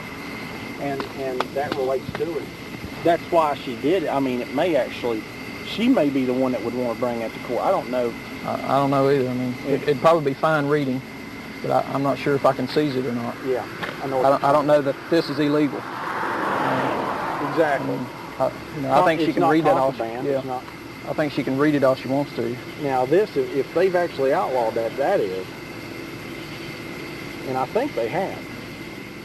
Abby Newman was vindicated by a jury of her peers and found not guilty of assault on a royal police officer and of resisting arrest. But they still tried to get her for simply invoking her constitutional rights. You heard them digging through her goods. Oh, look at Pocket Constitution. What are we going to do? And then look at this poor guy. This is one of my listeners. They pulled him over. The SWAT team attacked him. He was unarmed. They released a police dog on him and then held up 2 jumper cables on the news and said, look, pipe bombs. Of course, a month later, they admitted that all the charges were false, but that didn't stop them from having a little fun, a little manhunt. There's nothing like it here in the new Rome. America, it's time to wake up to what's happening. We're being treated like animals. Farrell Montgomery, one of my radio listeners, just pulled over, attacked for no reason, shot with 2 taser guns, and a dog attacked him. And then here's the Register Herald. Big newspaper in West Virginia. Christians a hate group. They found out the FBI and law enforcement schools across the state, and it's going on around the country, are teaching them that Christians, period, are hate criminals, are part of a terrorist group if they believe in a second coming of Christ. And all this comes right out of the Project Megiddo report, where they list homeschoolers, gun owners, anybody that cares about freedom, anyone that believes in Jesus Christ, anyone that believes in a second coming. Again, where did the First Amendment go? Anyone that discusses a New World Order conspiracy theory. Well, you've heard world leaders saying New World Order throughout this documentary. Anyone that talks about a New World Order takeover. The evidence is clear. If you resist the New World Order takeover, you're being demonized as a hate criminal. Look, it lists homeschoolers as terrorists. Remember, if you say New World Order, you're a terrorist. It is a big idea, a new world order. Out of these troubled times, our 5th objective, a new world order, can emerge. Now we can see a new world coming into view. A world in which there is the very real prospect of a new world order. The President George Bush has talked time and time again about a new world order. And this is the best chance to begin to establish the new world order. One of my listeners in Missouri, a patriotic firefighter, sent us this footage of a FEMA commando demonizing the founding fathers and Christians to a group of police and firefighters. What are Christians and patriots? The new Jews? You're damn right, because think about the Christians, okay? Do you accept Jesus Christ as your Lord and Savior? No. What did they do? They took your head off. They beheaded you if you didn't accept Jesus Christ as your Lord and Savior. See, this is reality. Yeah, they're terrorists, but the bottom line is to them, they are not. Now, why is that important to understand? Because they are as committed to their cause and to their way of life as you are yours. And they see you as being wrong. That's very different. When people are passionate about what they believe in, they become a very difficult enemy to be. Who was the first terrorist organization in the United States? Who? Founding Fathers. Founding Fathers. You mean Thomas Jefferson? Oh, yeah. You mean George Washington? Oh, yeah. Paul Revere? Yeah. These guys right here, let me ask you something. Did they try to scare people? Oh, yeah. They tried to intimidate the British. Did they use acts of violence? Your founding fathers, my founding fathers, were involved in acts of terrorism against British officials because they systematically had British officials assassinated. The guys who we call our founding fathers, George Washington, Mr. Honest, who cut down the cherry tree and admitted it, is the same guy who signed death orders, if you will, on members of the British government, the British Crown, who they wanted to eliminate because politically they had influence in certain pockets of the United States, at that time the 13 colonies, and they wanted to divide and conquer. They may get a whole lot of civilians, and hey, I'm going to be honest with you, okay? If they killed 10,000 civilians tomorrow with a biological agent, that's too bad for them. Yeah, so what if they killed 10,000 civilians? You know how these patriots are. They're always killing civilians. So what? We've just got to take care of ourselves. Talk about demonization. If anybody's going to kill 10,000 civilians, it's the feds. All the evidence shows it's the feds killing people, 3,000 plus at the World Trade Center and Pentagon. Here's Bush signing the USA Patriot Act that literally eviscerated the Constitution and Bill of Rights. Section 213 delays warrants. It means they can sneak in your house for any reason, take whatever they want, and never even tell you they were there. But you're like, oh, that's okay. There's a sunset clause. Well, if you look at that subsection, all of the key areas that violate your constitutional rights, there are no sunset provisions. Out of 1,016 sections, 802 has to be the most frightening. You see, the definition of domestic terrorism is anyone that is involved in acts dangerous to human life that are a violation of the criminal laws of the United States or of any state. Under their definition, jaywalking is now a terrorist action. This is an absolute outrage. The people that pass this legislation, in truth, are the real terrorists, the real criminals engaging in sedition against our constitutional republic. Congressman Ron Paul said that none of the Congress was allowed to even read the bill and threatened by the White House that they wouldn't be patriots if they didn't sign it. He said the founding fathers revolted over much lighter forms of tyranny. Unfortunately, we may not always be able to tell you why that agent or agents are knocking on your door. Is there a chance that some of your civil liberties may slip while we guarantee the security of this country? Maybe. Maybe. Slimeball FBI agents like Steven Steinhauser are all over the country in huge meeting halls telling people they've got to give up their liberty for security. Now we're seeing urban warfare teams pop up in major cities and small towns alike. They like you to believe that this is some new phenomenon that they have to do since September 11th.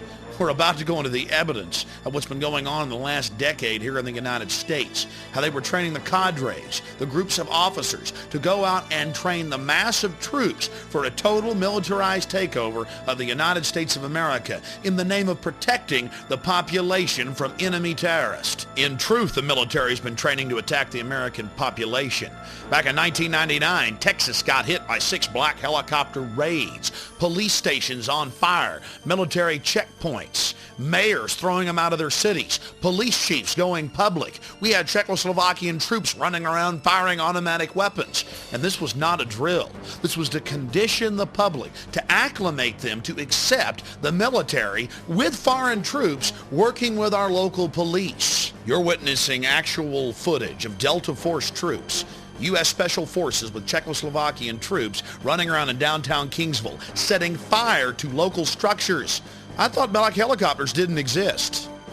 From Fort Bragg? Yeah. Delta Force? Yeah. Looking out your window and seeing unmarked helicopters and troops dressed in ninja black suits with assault rifles, it's kind of spooky. But that's the point of the operation. It's to train the public, the police, and the military that all of this is okay. The military can engage the population. Now, here's the mayor of Port Aransas, and he was extremely upset. Then we'll talk to a police chief of San Antonio. Nobody wants to get in their business, but we ought to be able to answer questions, especially when they're, flying at dangerously low levels and alerting the citizenry. The chief of police of San Antonio refused for 2 years to let Delta Force take over the city. When he refused, they just did it anyway. They don't care about local authorities.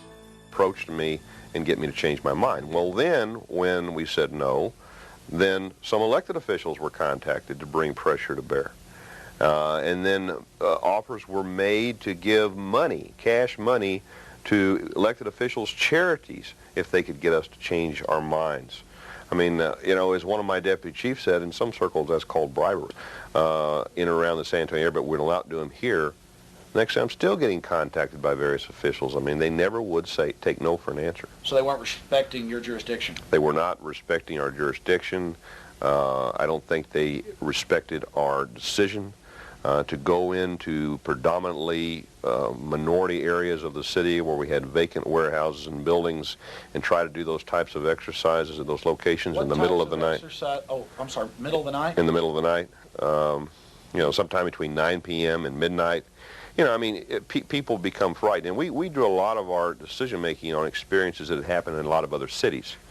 We were very concerned with some things that have happened over there, and we didn't get any real good, clear answers. So they were being secretive about it? Very secretive. We're just curious about Army Special Operations from Fort Bragg coming here, Delta Force. And we'd like just basically to ask some questions about was the public informed beforehand? Are y'all aware of the 10th Amendment and posse comitatus and things like that? No, I'm probably not aware of the 10th Amendment, but I made the decision not to inform the public. He made the decision not to warn the public or the emergency managers or the police when 8 black helicopters slammed into the town. Here's the chief of police in Alice admitting foreign troops. Government is training other so-called friendly countries, or? They are training friendly countries, and I'm not at liberty to give you their names, but I know that they are. And it's, they were there in Alice, or a couple weeks ago. There was some present, yes, sir. The foreign troops were there. Now the NATO aircraft are in our skies, and they get to burn out police stations 3 days after the police pull out. It had to be a proper spectacle for the old folks home across the street. Foreign troops burning out police stations. But that's okay, because it's just for fighting foreign enemies. Well, here's actual footage from Fort Hood, Texas, as the BATF, the gun confiscators, train with the Green Berets for an assault on the Waco compound, the wooden church full of men, women, and children, violating every canon of a free society. The military, with the state police and the BATF, assaulted the Branch Davidians. And then, of course, on April 19th, they actually burned the structure down, full of men, women, and children. The training, the assaults on the population have been going on for over a decade here in the United States, and the death toll is climbing. What's happened to our special forces? What type of cowards have they been twisted into that they go out and attack American citizens, wooden churches full of men, women, and children, and then slough it off as if, oh, well, they're just a bunch of cult members? Whatever happened to live and let live? And whatever happened to the federal law barring troops from assaulting civilians? Whatever happened to the 1878 law, posse comitatus? Unfortunately, it was flushed down the toilet a long time ago. Well, here we are in Northern California in Oakland, and Marines have come in for Operation Urban Warrior, what should be deemed Operation Desensitization of the Population. And they have their role players, they have their fake camps set up, you name it. We're going to take you in and show you what's happening. Attention, attention, attention. American forces are here to help. Remain calm. We will not tolerate civil disobedience. Attention, attention, attention. American forces are here to help. Please remain calm. We will not tolerate civil disobedience. I've made 2 documentary films about the police state and been to dozens of these military training operations where they hire hundreds of role players to beg and scream, "We're Americans, please don't put us in camps, don't take our guns."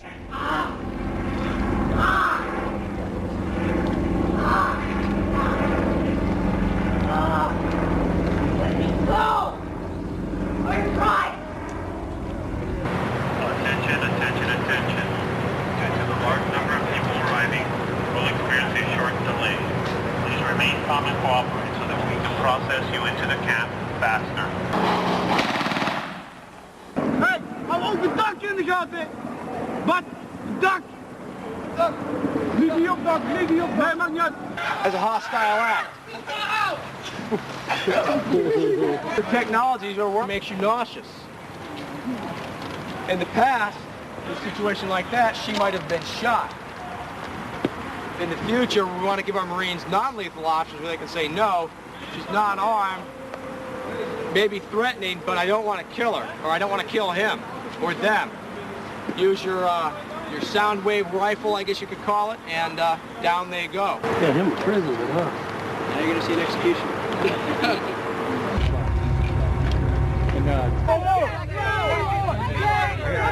Come on, you got it.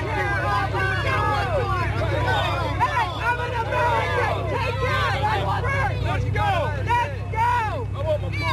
People are dying in line! One more. Back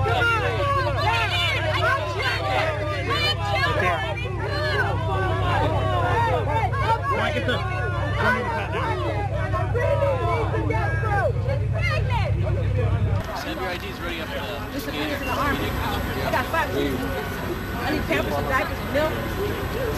Okay, these guys have plastic handcuffs available. Well, I think terrorism is being practiced on the residents of the city of Oakland because many of the retired teachers, retired military people have informed me that they understand what's going on, and it's not anything that relates to humanitarian training whatsoever. This is a psychological, as we in the research community say, this is a psyops. They're preparing people for what is coming, not what is being presented today. So you're saying they're preparing people to accept it with incrementalism? That is correct, like the old frog example. You know, you put the frog in the water and you just gradually continue to raise the heat on the water until the frog is cooked. And that's the way it works. Of course, that was California in '99. By 2000, they were actually arresting people in Swansboro, North Carolina. And they called it training. Patrolling, taking over the city council, taking over the public buildings, running checkpoints, searching people's cars, taking them to jail, confiscating firearms, and it was in the newspaper. Oh, wow, the Marines are out on the road just helping us because the government said it wasn't a question of if, but when the next terrorist attack was coming in. We were going to have to give up our liberties for security. Remember what the FBI agent said? Are you going to have to give up your rights? Maybe, maybe. Preparing the cadres, searching people's cars, taking people to jail. Is this Russia? Is this Mexico? No, it's the new America. Search the vehicle right now. Three of it, this is DP. We copy your last. Stop the vehicle. Have 2 males detained. Keep us abreast of what is going on with the situation. Copy. Roger, I copy. Well, I'm glad the Marines are learning how to do their police work, and, well, here's 2 of the troublemakers now that they've apprehended. We showed you California in '99, and of course, what was happening in North Carolina in 2000 in Swansboro. This is Hebron, Maryland, back in 1998, where they had the children running around in these little white T-shirts, and they were publicly training them to go around and find out where the gun owners were. We interviewed the commander of the Marines, and he admitted they were doing house-to-house searches with volunteers for weapons sweeps. When we talked to the Marines on the ground, they admitted that this was for a domestic takeover, to fight domestic insurgents, patrolling America, taking over the city council, taking over the town hall, working with the local police, total acclimation, total integration, total downtown Moscow, USA. And of course, they had an obsession with the youth. Large gangs of young children roving around day and night with the police and the Marines looking for the insurgents. And of course, there were hundreds of them marching around in plain clothes. America needs a secret police, don't we? Understand, this goes against the very grain of what it is to live in the United States. And I'm not against our police or our military. Think tanks, psychological warfare, psyops experts have created a program of incrementalism in the last decade that has brought us to this point in America. And now since September 11th, they have their pretext, their excuse to roll the troops out en masse. They've announced it in the Washington Post. United States Army, 365 plus thousand of them to patrol our highways. Imagine Marines in your backyard, in your front yard, walking down your streets in the middle of the night. Well, you're a patriot, aren't you? Well, I certainly am, but this is a deadly, dangerous precedent that's being set. They're brainwashing our military. Now, if they had nothing to hide, I'm a little confused by their actions. The police began to get more and more aggressive as the night wore on, simply because this average Joe Q citizen was trying to catch some videotape of the bizarre activities. Oh, nothing. I just said I didn't have it on then anyway. I was talking to you. I didn't have it on.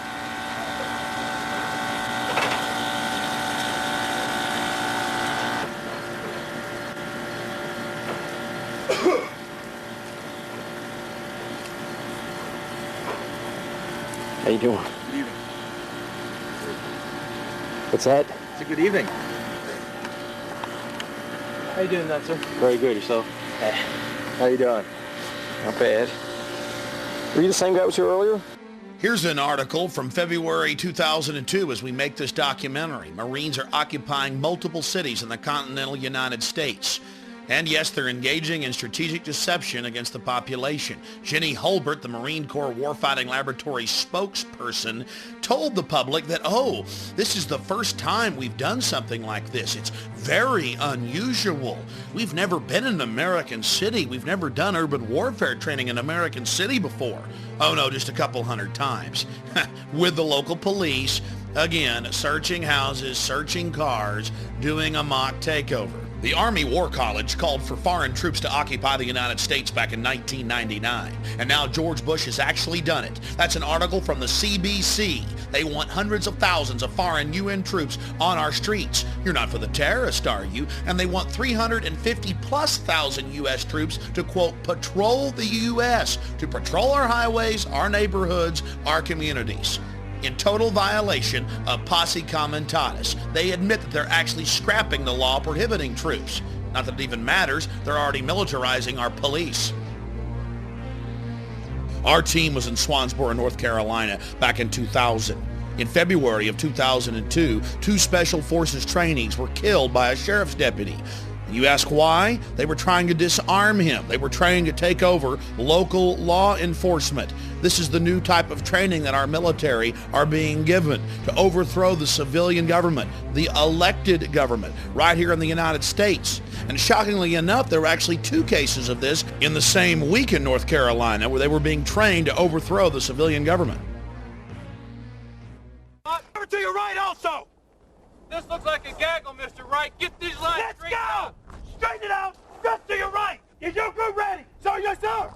Sir, group prepared and ready to go, sir!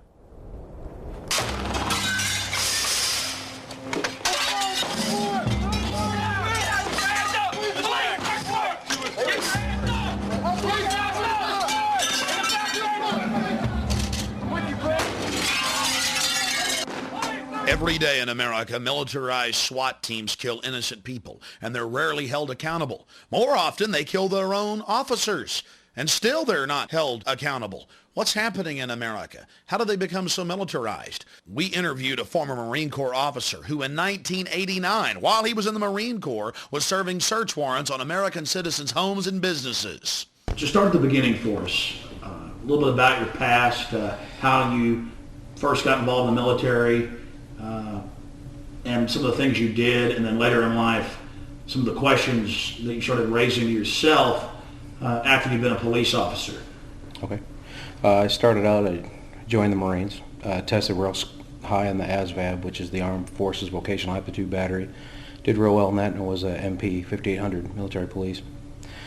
From that, I was sent over to various duty stations. I still had an interest in civilian law enforcement, so I was able to take part in joint military police and civilian police exercises. We've seen the urban warfare training all across the country, the black helicopters, the special forces in cities, and it seems like it's been ratcheted up in the last 5 years from just basic training to actual live fire in city streets. What type of relationship did you have with law enforcement when you were in the Marine Corps? Very cohesive. A lot of interaction. 1988 and 1989, like I told prior, I helped assist in 3 search warrants.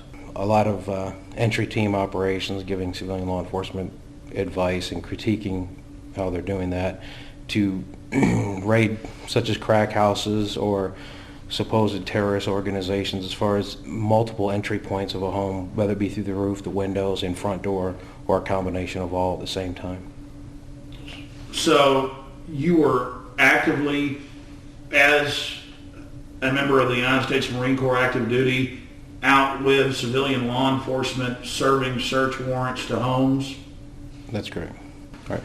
They weren't missions, they were called exercises, but it was actual with real, what we call combatants, real live. It was the real deal, helping execute search warrants.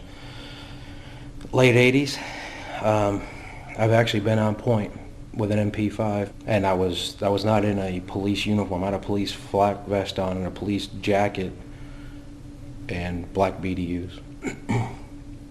And these were obviously drug dealers? One, maybe. What were the other raids concerning? Pawn shop owners. One of them was a pawn shop owner, and the other was for a joint working with ATF. As a member of the Marine Corps, David, you're telling us you raided a civilian business with the BATF going after guns? It was the business owner's home. Oh, the business owner's home. The homes were civilian homes and some upper middle class to white collar homes. One was a warehouse facility. Later on in life, you got out of the Marine Corps, you got into law enforcement. Is that when you started asking questions once you learned more about the civilian role? Towards my end in law enforcement, when I started getting discouraged with it, yes. That's when I started quitting. But when you're younger and you're trying to achieve and you got all the fancy jewelry on and all the badge and the car with all the nice decals and lights, and you're disillusioned by a lot of different things once reality hits. And just the way law enforcement's changed a lot. It's changing a lot. How has it changed? How people perceive law enforcement is more of an occupying army than somebody that's there to be part of that community and help that community. Like I said before in the prior interview, that before people knew the law enforcement officer that patrolled their neighborhood or could go down to the city police department and ask for help, where now it's more of a you're making trouble for yourself by going to report a crime, or just the perception that people have of law enforcement. Now, don't get me wrong, there's some great cops out there, some of the best, and they're still there doing the job, and there's no one comes up there doing the job, but for the most part, it's treated like a occupying army. You're seeing a lot more of the training of putting distance between yourself and the people you're trying to protect. The new rules of engagement, an us against them mentality. Peace officers are defenders of the people. You bring them a hot cup of coffee, a slice of pie. They help you get the cat out of the tree. That was the old days, before they became the military and then merged with the military. That's before they started patrolling our streets and running our country. That's before the Second Amendment was under attack and, frankly, almost gone. That was before the government started shipping in the heroin and the cocaine to create the societal crises. That was before black helicopter raids in late 2001 on St. Louis. Don't believe us? Call somebody who lives in St. Louis. Of course, then there's the Department of the Army document they gave us back in '99 on the side of the highway at a military checkpoint, where they say, give us a call, local police departments. We'll serve search warrants on your citizens' homes. We'll shoot them. Our response area is in 77 counties. We're responsible for 77 counties here in Texas. Oh, really? So if a local PD needs support, they'll call us. You're saying there's some people here that we're not allowed to film.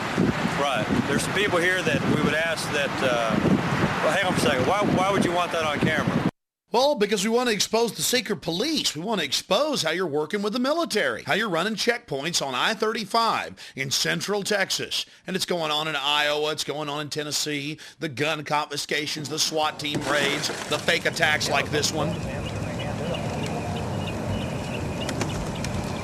On Saturday, May 12th, at approximately 8:50, an explosive device went off in the Bell County Annex in the 500 block of East 2nd Street in Belton. The Belton Police Department responded to that, as well as the Belton Fire Department and the Belton EMS. The Belton Police Department is currently investigating the cause of the explosion. The explosion took place on the east end of the building, causing several casualties and injuries. The police department has secured the scene and requested assistance from the Fort Hood Delta team in a psychological warfare program against the people of Central Texas. The whole attack was fake, but they told the public it was real. Again, all part of merging the military and the police. That's my truck right there.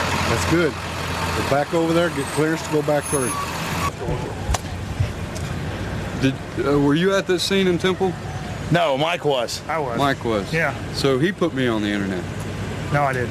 Who put me on the internet? Well, we put it Do on. you have a problem with that? Yes, I do. Well, it's not me because I don't do anything. We put it on TV, and then yeah, it's been on TV. Okay, because there were pictures on the internet, and somebody put them on there without my permission.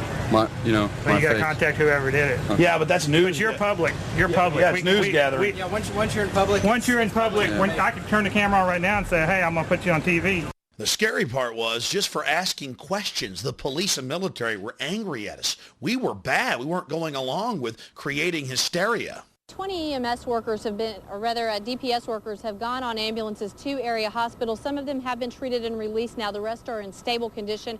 EMS tells us another 5 drove themselves to area hospitals, and then they checked out. About 161 people here on the scene. In 2000 alone in Austin, Texas, there were 8 separate fake bio attacks. They even had a fake nuclear spill and shut down I-35 and called out the National Guard. A couple weeks later, they quietly announced, oh, it was just a drill. But you should have seen the psychosomatic response of the people. Suddenly, hospitals would be jam-packed. The population was buying it. Stage management bid, it's absolutely fake! Stage management bid, it's absolutely fake! Stage management bid, it's absolutely fake! This is completely fake, ladies and gentlemen. It's absolutely fake, and you know it! This is a fake psychological warfare program against you! Psychological warfare! Right. Thanks. Awesome. We're going to fight the New World Order.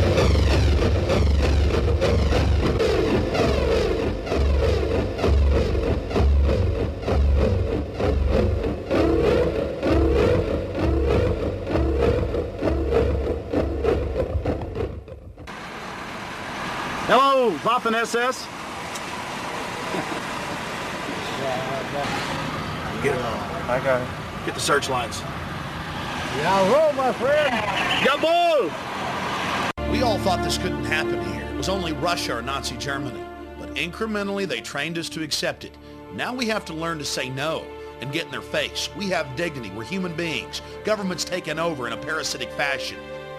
Did you ever think you'd see the government talking about torture and lauding the virtues of it? Well, now it's actually happening in hundreds of publications. And if you're not for torture, you're with Al-Qaeda. Why, even phony liberals like Alan Dershowitz have been publicly peddling it, telling us it's time for us to reassess our laws and accept torture. But for the terrorist, of course. But the evidence shows that we are now the terrorist. They talk about using cattle prods and rubber hoses on people. And who's going to do the torturing? FEMA, the Ministry of Love.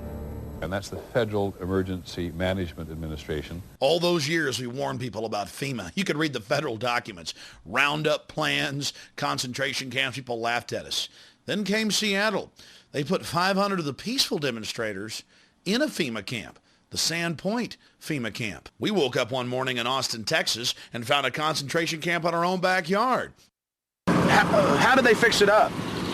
Travis County come out here and with some inmates, and they cleaned it all up, swept it, pulled weeds, and then they got inside and reinforced the doors and stuff with bars and stuff. Did you hear about the chains in the floor with the bolts? No, I sure haven't. They announced it on the news. They threw it in our face. The U.S. Army, FEMA out of an old 747 hangar, bolts and chains in the floor, troops marching around, armored vehicles, porta potties, stacks of cots. Long before the September 11th attack, they were going to take good care of us. But of course, after the attack, even the Washington Times reported George Bush enacted 500 dormant legal clauses, provisions allowing censorship and martial law, force roundups. Then they have the model state's health law where they're allowed to put us in sports stadiums or aircraft hangars and, quote, shoot old women if ordered to do so. The Model State Emergency Health Powers Act. Most of the 50 states are now passing it as we make this film. And it is a Adolf Hitler wish list. They talk about how to deal with the millions of dead bodies, how they're going to round us up, how to herd us into compact cities, how to use slave labor at the different federal camps, and how they've already been doing it since 1989 at 12 different Army bases. They just got done classifying that, by the way. You can go to the Army's website and read about it. You see, a lot of things have been going on in the country you didn't hear about. They were busy building FEMA camps and getting you ready to go into them. Then they've got bills like H.R. 2977 where they talk about different mind control systems they have, different ultra-low frequency mind control devices that can make you become sick or even kill you or make you do what's required of you.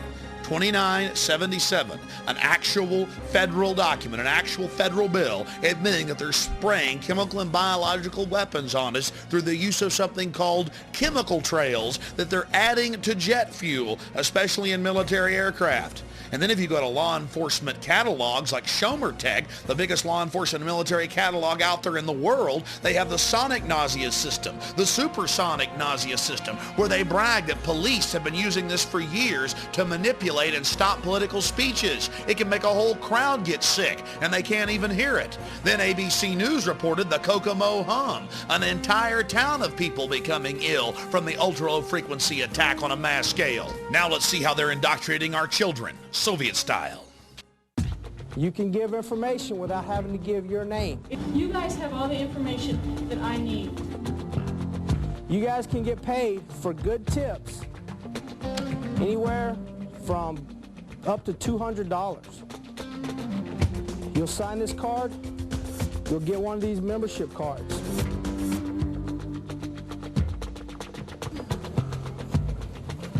Now I have the responsibility of taking care of my school and making sure no kind of crimes are going on during it, or drug dealers are selling drugs, or nobody gets hurt. By giving them this program, You get millions of children into the police state system.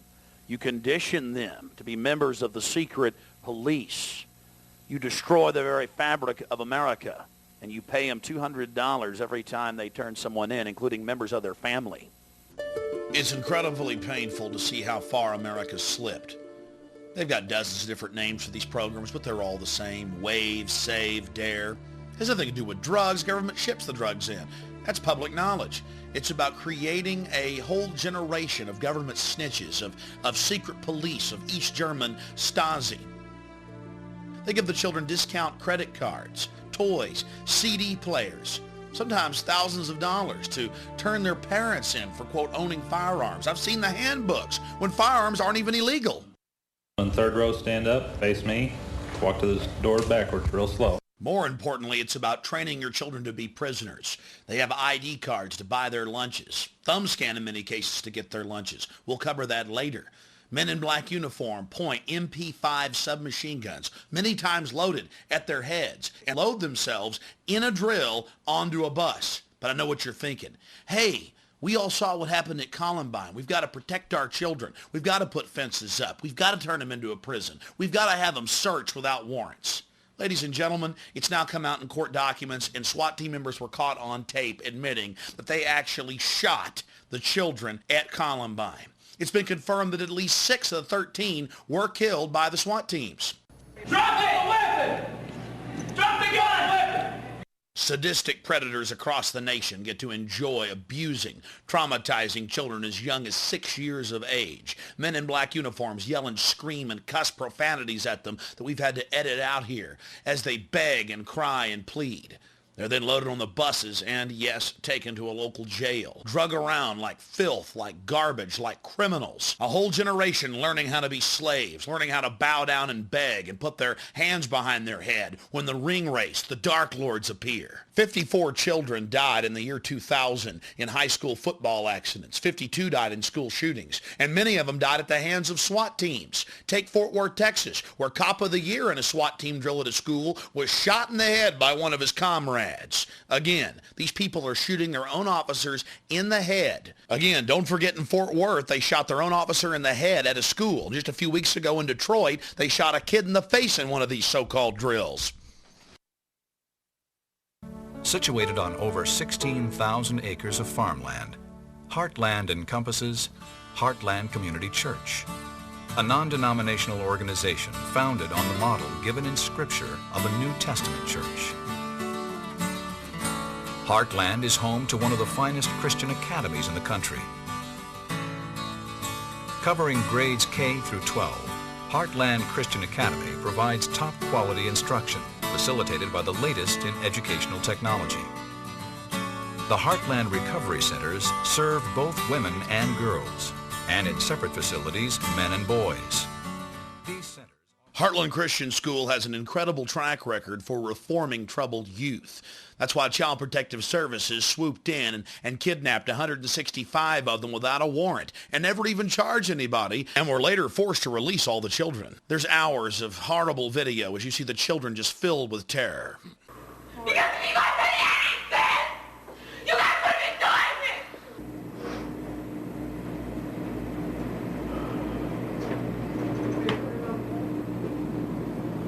it! I said, we're going to get away from this camera. We'll do something.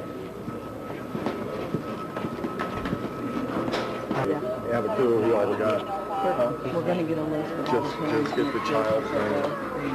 Okay. Everybody? Everybody that we load up. Okay. Yeah. We'll just go single file them out there, and we'll just everybody that comes out.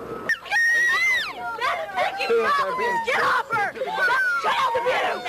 No, it's child abuse! You say that whenever they touch us in the child abuse, that is child abuse!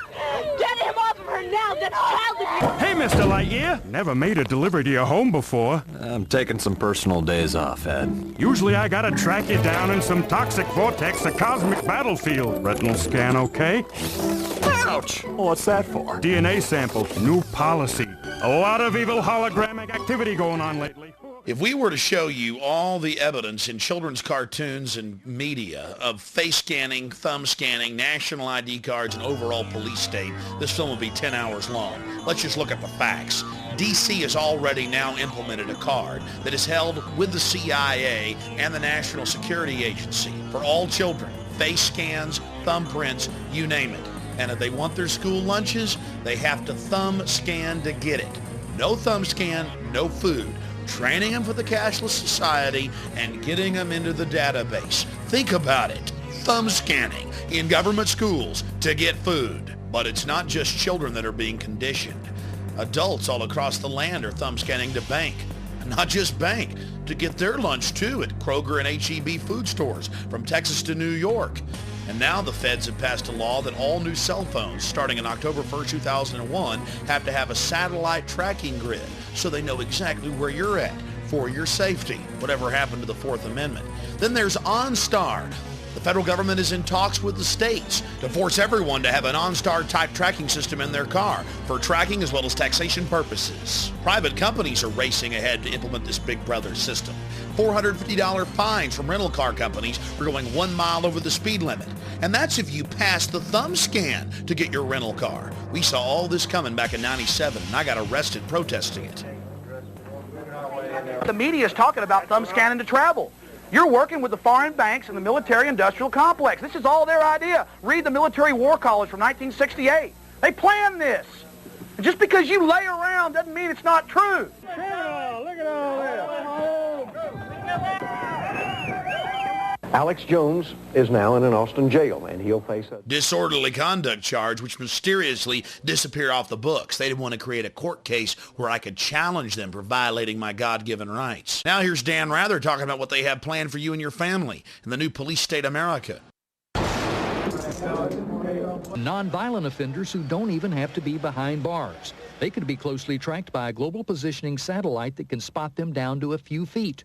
Electronic boundaries like those we impose on pets could be set up for these inmates, and surgically implanted electrodes could even shock them until they return to where they're supposed to be. One thing we could implant would be a subliminal implant. In other words, basically messages being typed into the subconscious constantly. Do the right thing, do what's required of you, be a good citizen, don't disobey the law. Well, this slug would love to make you do what's required of you and cram you in a supermax prison. Our prison population's jumped to 6.5 million in the last 2 years. Now they're talking about robots controlling us and implanting the entire population with microchips, or you're for Al-Qaeda. Oh, we're crazy. We're making it up. They'd never peddle microchips, would they? Something has to change, though. They have to find a better way to identify the bad guys, or the rest of us are going to stay home and watch the world go by on television.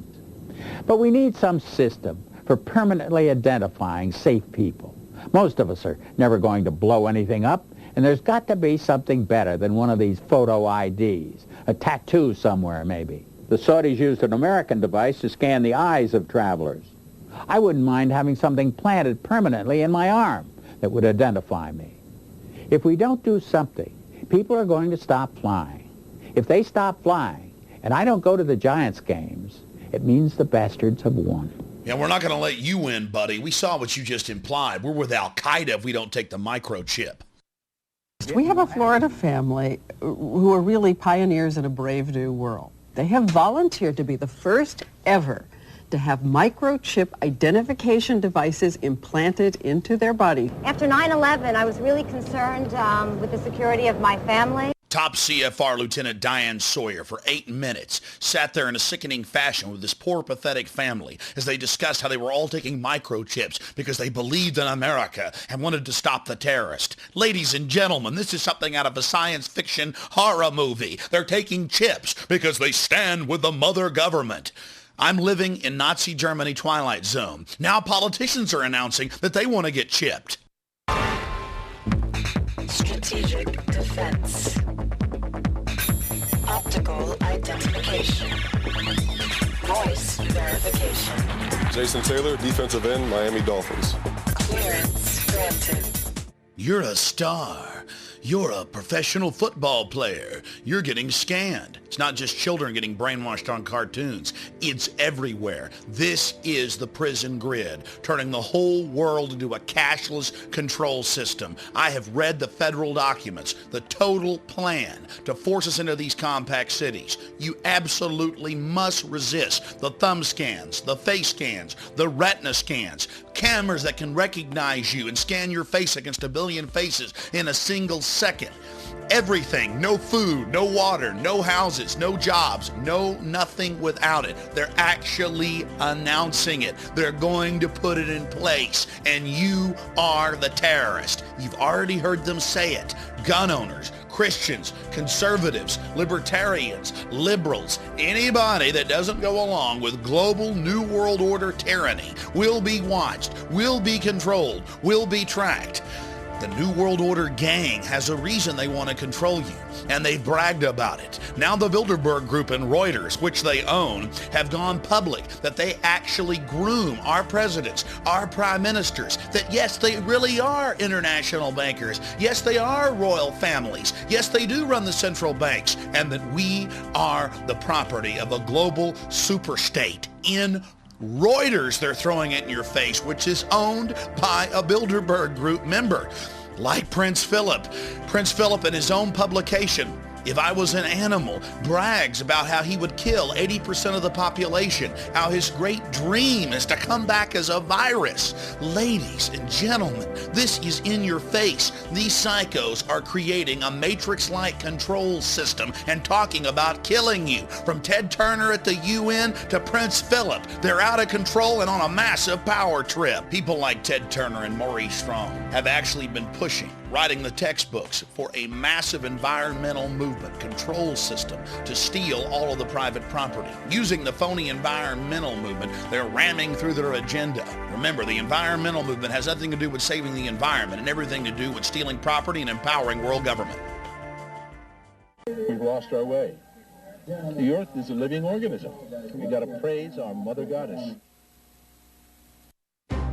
I produced a documentary film called America Destroyed by Design. We traveled 6,000 miles around America and witnessed the horror of the United Nations taking over our national parks and monuments. Now, under the Desertification Treaty signed October 18, 2000, 70% of the country is under United Nations jurisdiction. This is the map of what they plan to control in the next 2 years.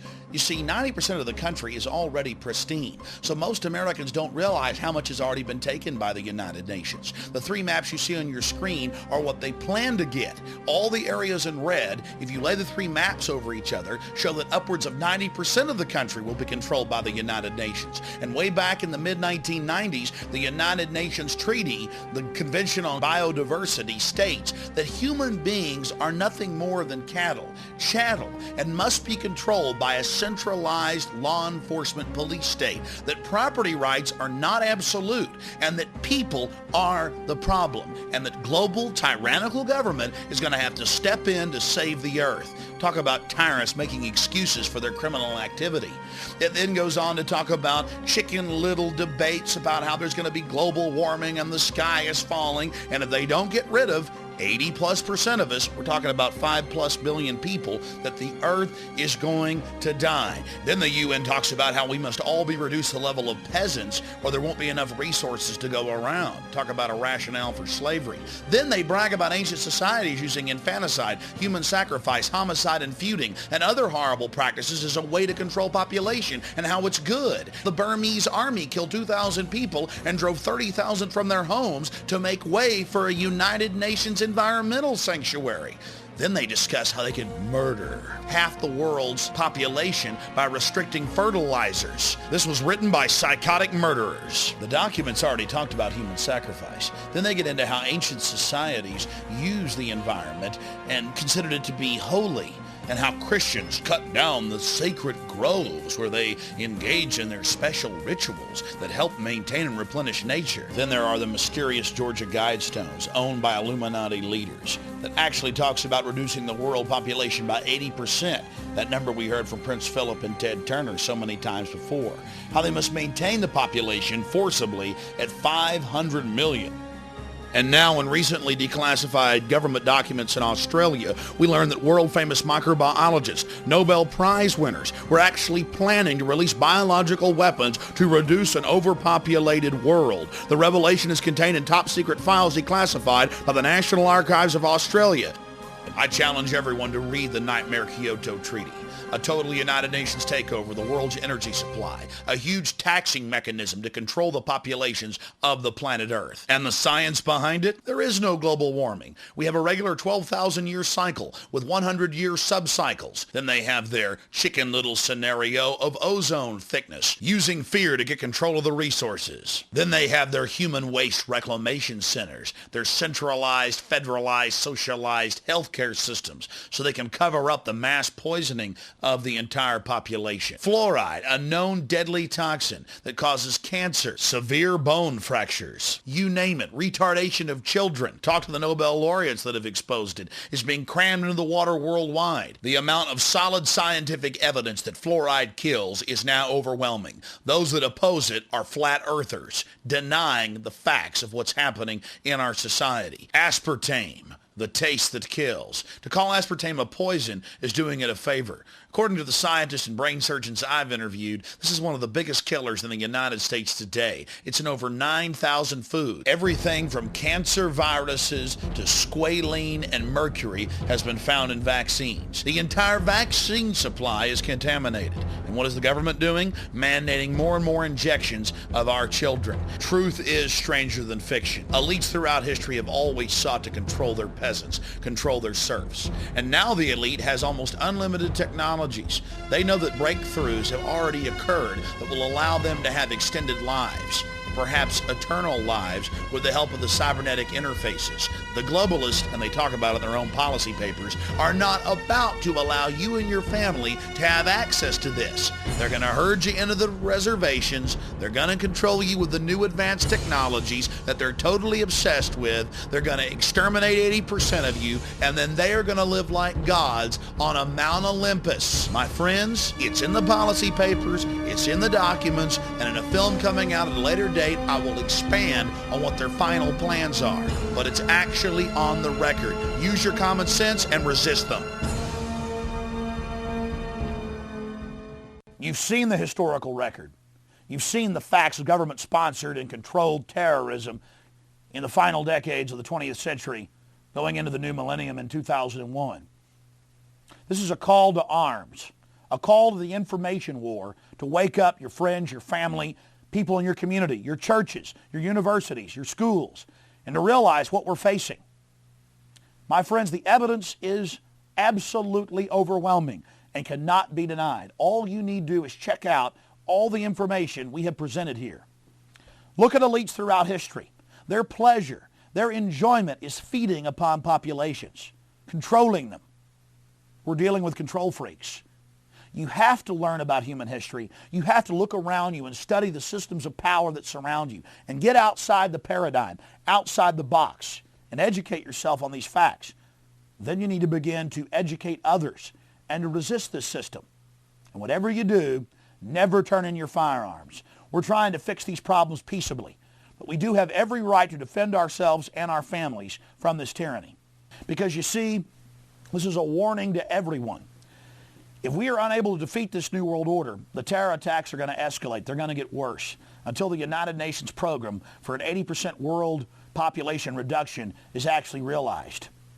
So you have to study this. You have to look at the facts. You have to get out the word. You have to make it the issue in your community if you're going to defeat this system. More terror attacks are coming, and it's up to you to get the word out of who's behind them.